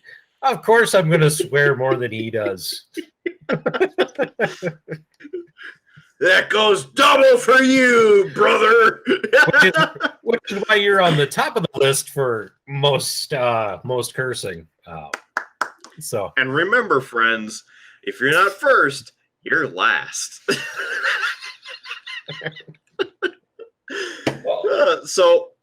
It's great that we bring up the local geek, because I got a text from him earlier today. And it wasn't just like a text of, hey, how are you? It was just a picture. And I didn't need a description underneath. It didn't need an extra piece of text in the conversation. It was just a glorious photo of the next brew from the brewmaster of the Triple B. Oh man, it's gonna be good. You say that, but I mean, Kidder, it's an imperial stout. It's gonna be thick, but it's gonna be good. I think we both know that probably out of the two of us, I think I'm the one that tends towards the darker beers. So I go all over the beer spectrum. Normally, except for IPAs, because they're IPAs. But with the stouts, for a while, I was averaging about once a year where I would grab a Guinness or something like a Guinness. And this Imperial Stout, I'm sure future Howard will grab the photo and whatnot. But I mean, it looks good. I'm excited to try it because the local geeks got some damn good brews over there. And I said, I was excited. I'm like, here we go. And he goes, it's dangerous. My first thought to that, I'm like, uh-oh. So high alcohol content, really good flavor. I'm like, I bet it is. And he goes, it's actually pretty sweet. And he's hoping that it will age out with how sweet it is. So I hope it stays a little too sweet. But if it doesn't, then it is what it is. So we'll have to see. And I can't remember how long he said, but I think it's going to ferment in the bottles for another 4 weeks before it's about ready to drink, if I remember correctly. I know we're both members of the Local Geeks Brewing Adventures Facebook group, but did you happen to see anything on that? I know you saw a couple pictures on there as well of that it was done. So, yep. And I just want to correct the title in case anybody goes and looks for it. But it's Derek's Homebrewing Adventures is the name of the Facebook group. I know. But listen, I just want to direct people to the correct place. Listen, I tried to do it. If we're nice, we could put a link at beerbluesbs.com, and I mean, we could get him his own email address. We could do the extra stuff. You could really be part of the show. Yeah, we'll discuss it.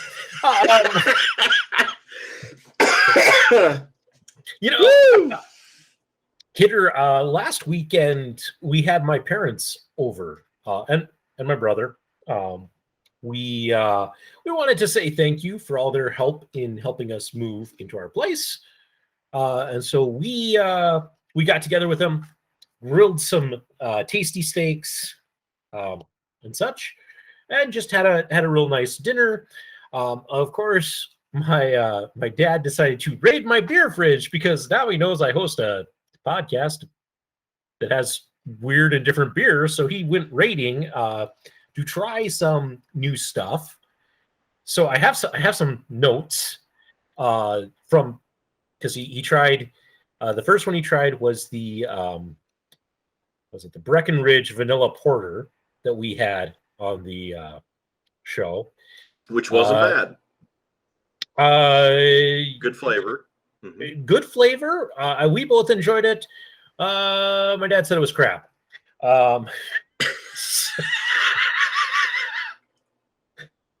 So, oh, man. Not a high rating for him. He did not enjoy that beer.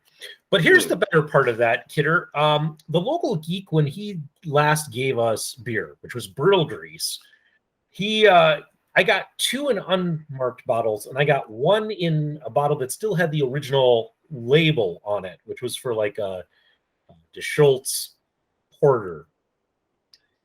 And I had strategically, before my dad came over, knowing that he was raiding my fridge, I took most of the more exotic beers that I'm saving for the show out of my fridge. Anyway, my dad goes to get a second beer of the evening, and he's gone for quite a while. And, Oh, no. So he had seen that, and he likes DeSchultz, and so he picked that up, not knowing that it was actually Brill grease.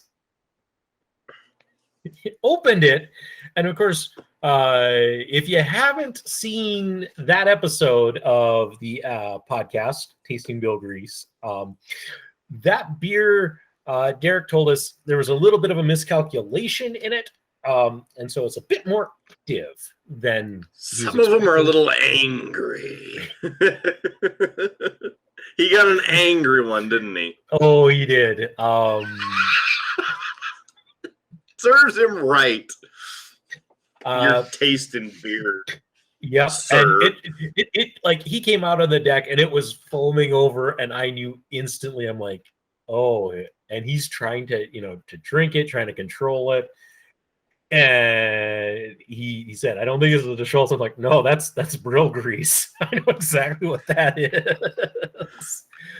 I'm not going to share his tasting notes on Brill grease because I think his score would have been highly affected by how much beer foamed up and he lost. So, yeah. Sounds like a rookie move to me. Well, it's one of those things. If I had known that he had grabbed it, I would have probably warned him, but he had opened it in my garage. So he actually had that battle all the way from my garage out to my deck, which is part of what took him so long.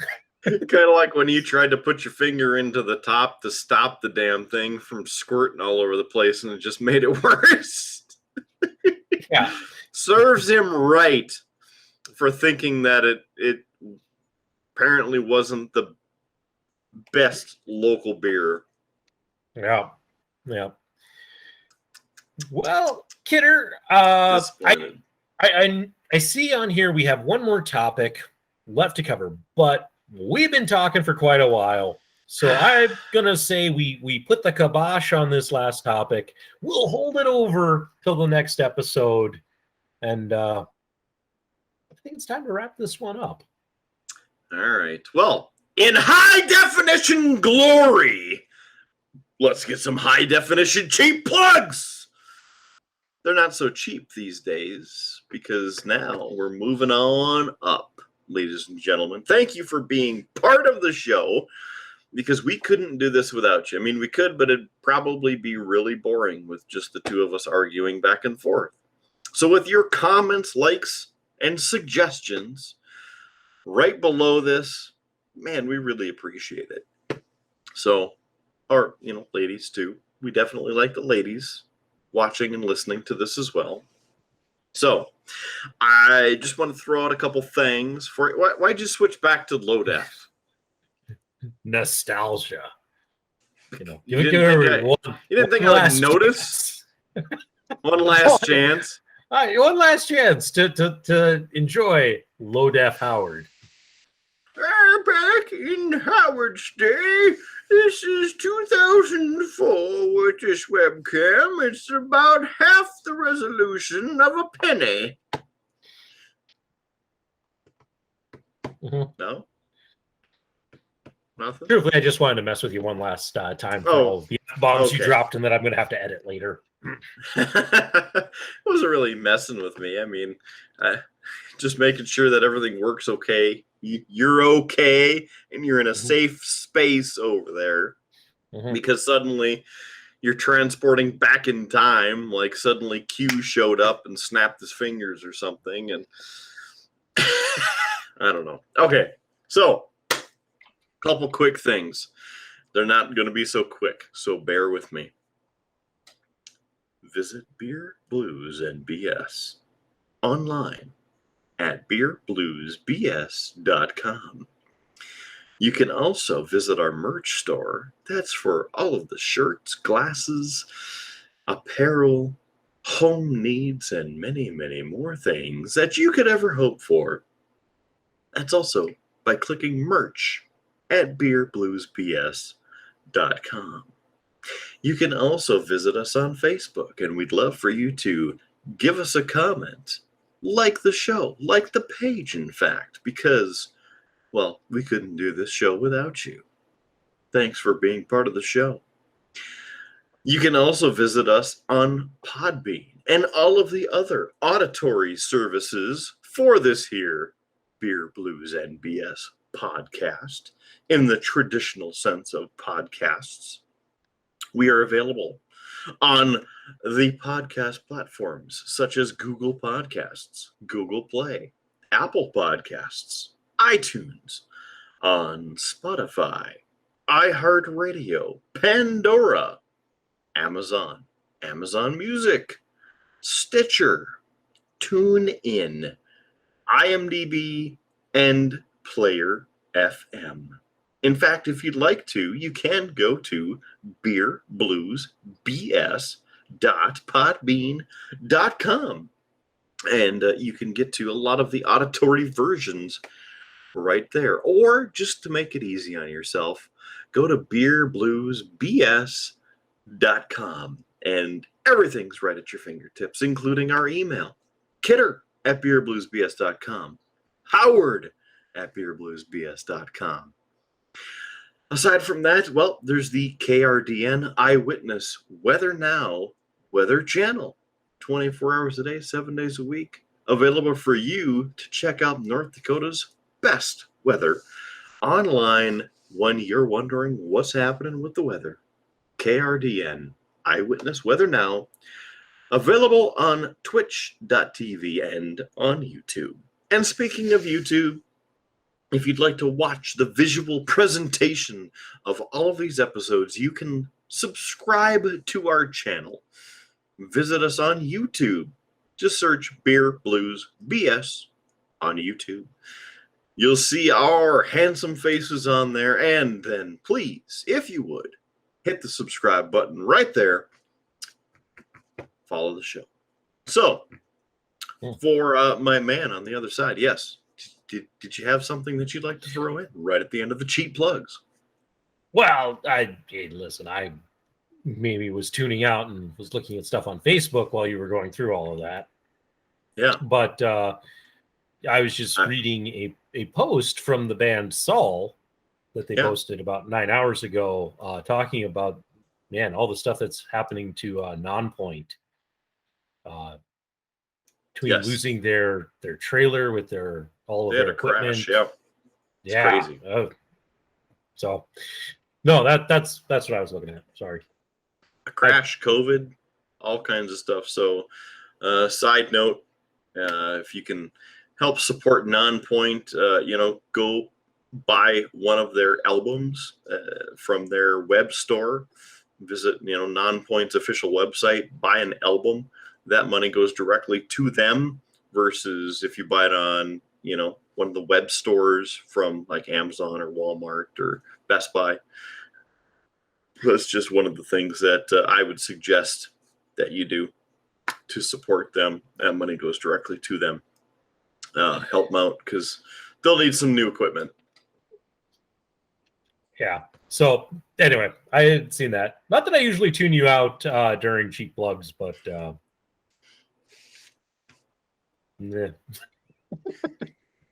that was just because I really went into the full podcast voice.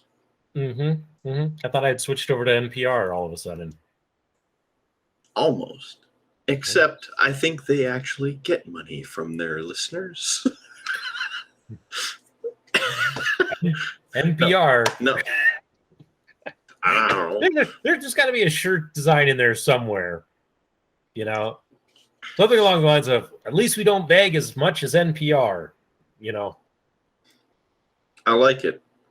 Maybe we'll have to change the letters, though. Or something so that we don't get sued. Yeah. I mean. Something for the design team to figure out later. Aside from that, just a couple quick notes of join us again next week, please. Another episode coming your way on the Triple B. you never know what we're going to talk about or who we're going to have on the episode.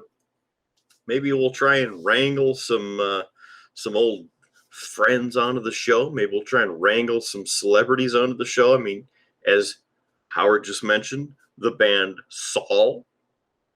We had Blake Bedsel on the show a few weeks ago. They were up here in North Dakota touring and having a good time, and they're still kicking ass on their tour as we record this episode. So support those guys as best you can. In fact, congratulations to Blake and his wife for having a nice little baby. You can check out more about that on their Facebook page. And he's not the only member of Saul who just had a kid. Correct. Their bass player just had a child too, we saw. So congrats. From all of us here at the Triple B, congratulations on making it happen. Now the real challenge begins. So have fun, and as you're up late at night, well, we hope you're watching and listening to these episodes, and we're keeping you company, whether you have a bottle of beer, can of beer, or a bottle of baby formula. Yes, thanks for taking us with you wherever you are. So I wanted to mention Spotify, just real quick here, throw it in at the end. Killer Kidder show available online. The Killer Kidder playlist available for you right there on Spotify. The link's available at beerbluesbs.com and on our YouTube page. If you search Beer Blues BS, you'll find our YouTube page or the website.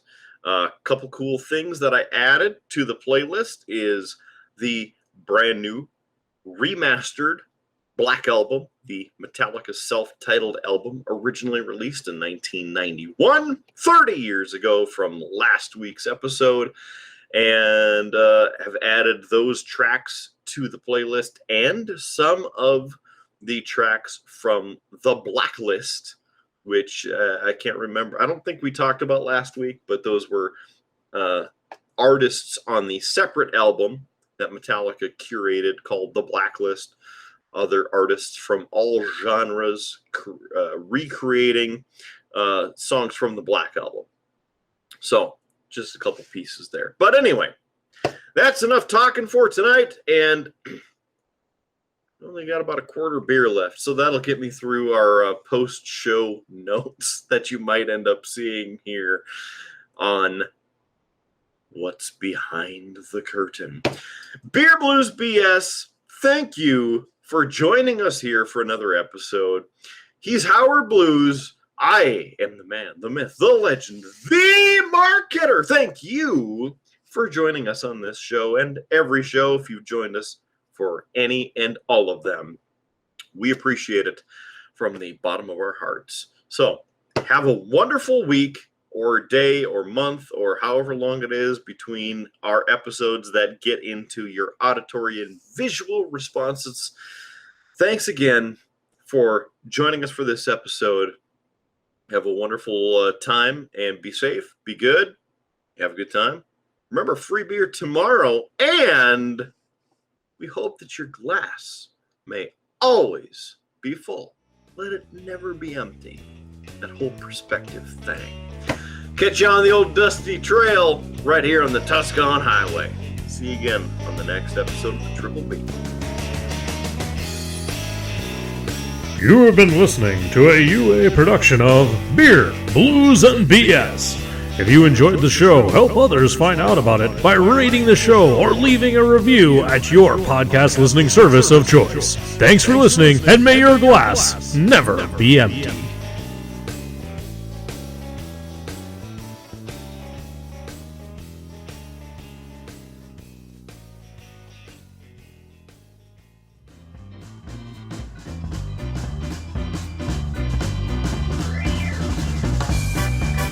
UA Productions presents A Glimpse Behind the Curtain.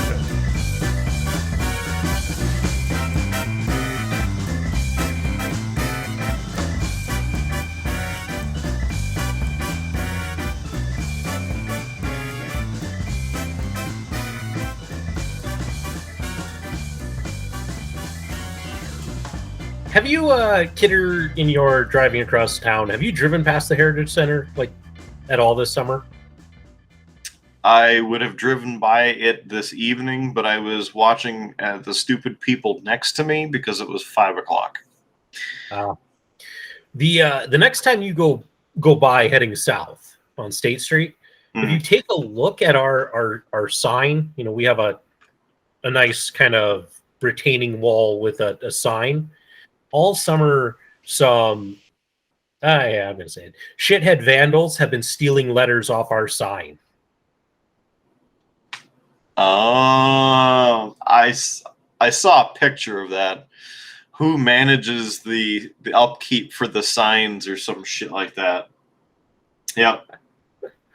I saw that on Facebook. And that so here's the thing, and the answer, because, you know, of course, we have received complaints at the agency about how we need to fix that. The thing about it is that sign is technically on the Capitol grounds, so we have to go through the Capitol Grounds Committee to get our sign fixed. So that's why it's not the Heritage Center, it's not the State Historical Society. We want it fixed, but we have to go through all this fun committee stuff. So, yeah. Just stupid. Yeah. You still have the video up that I sent you? Or you probably watch it later. One or you watch it later. I can you watch it later. I'll watch it later. I'll watch it later. I'll watch it later. Just let me know.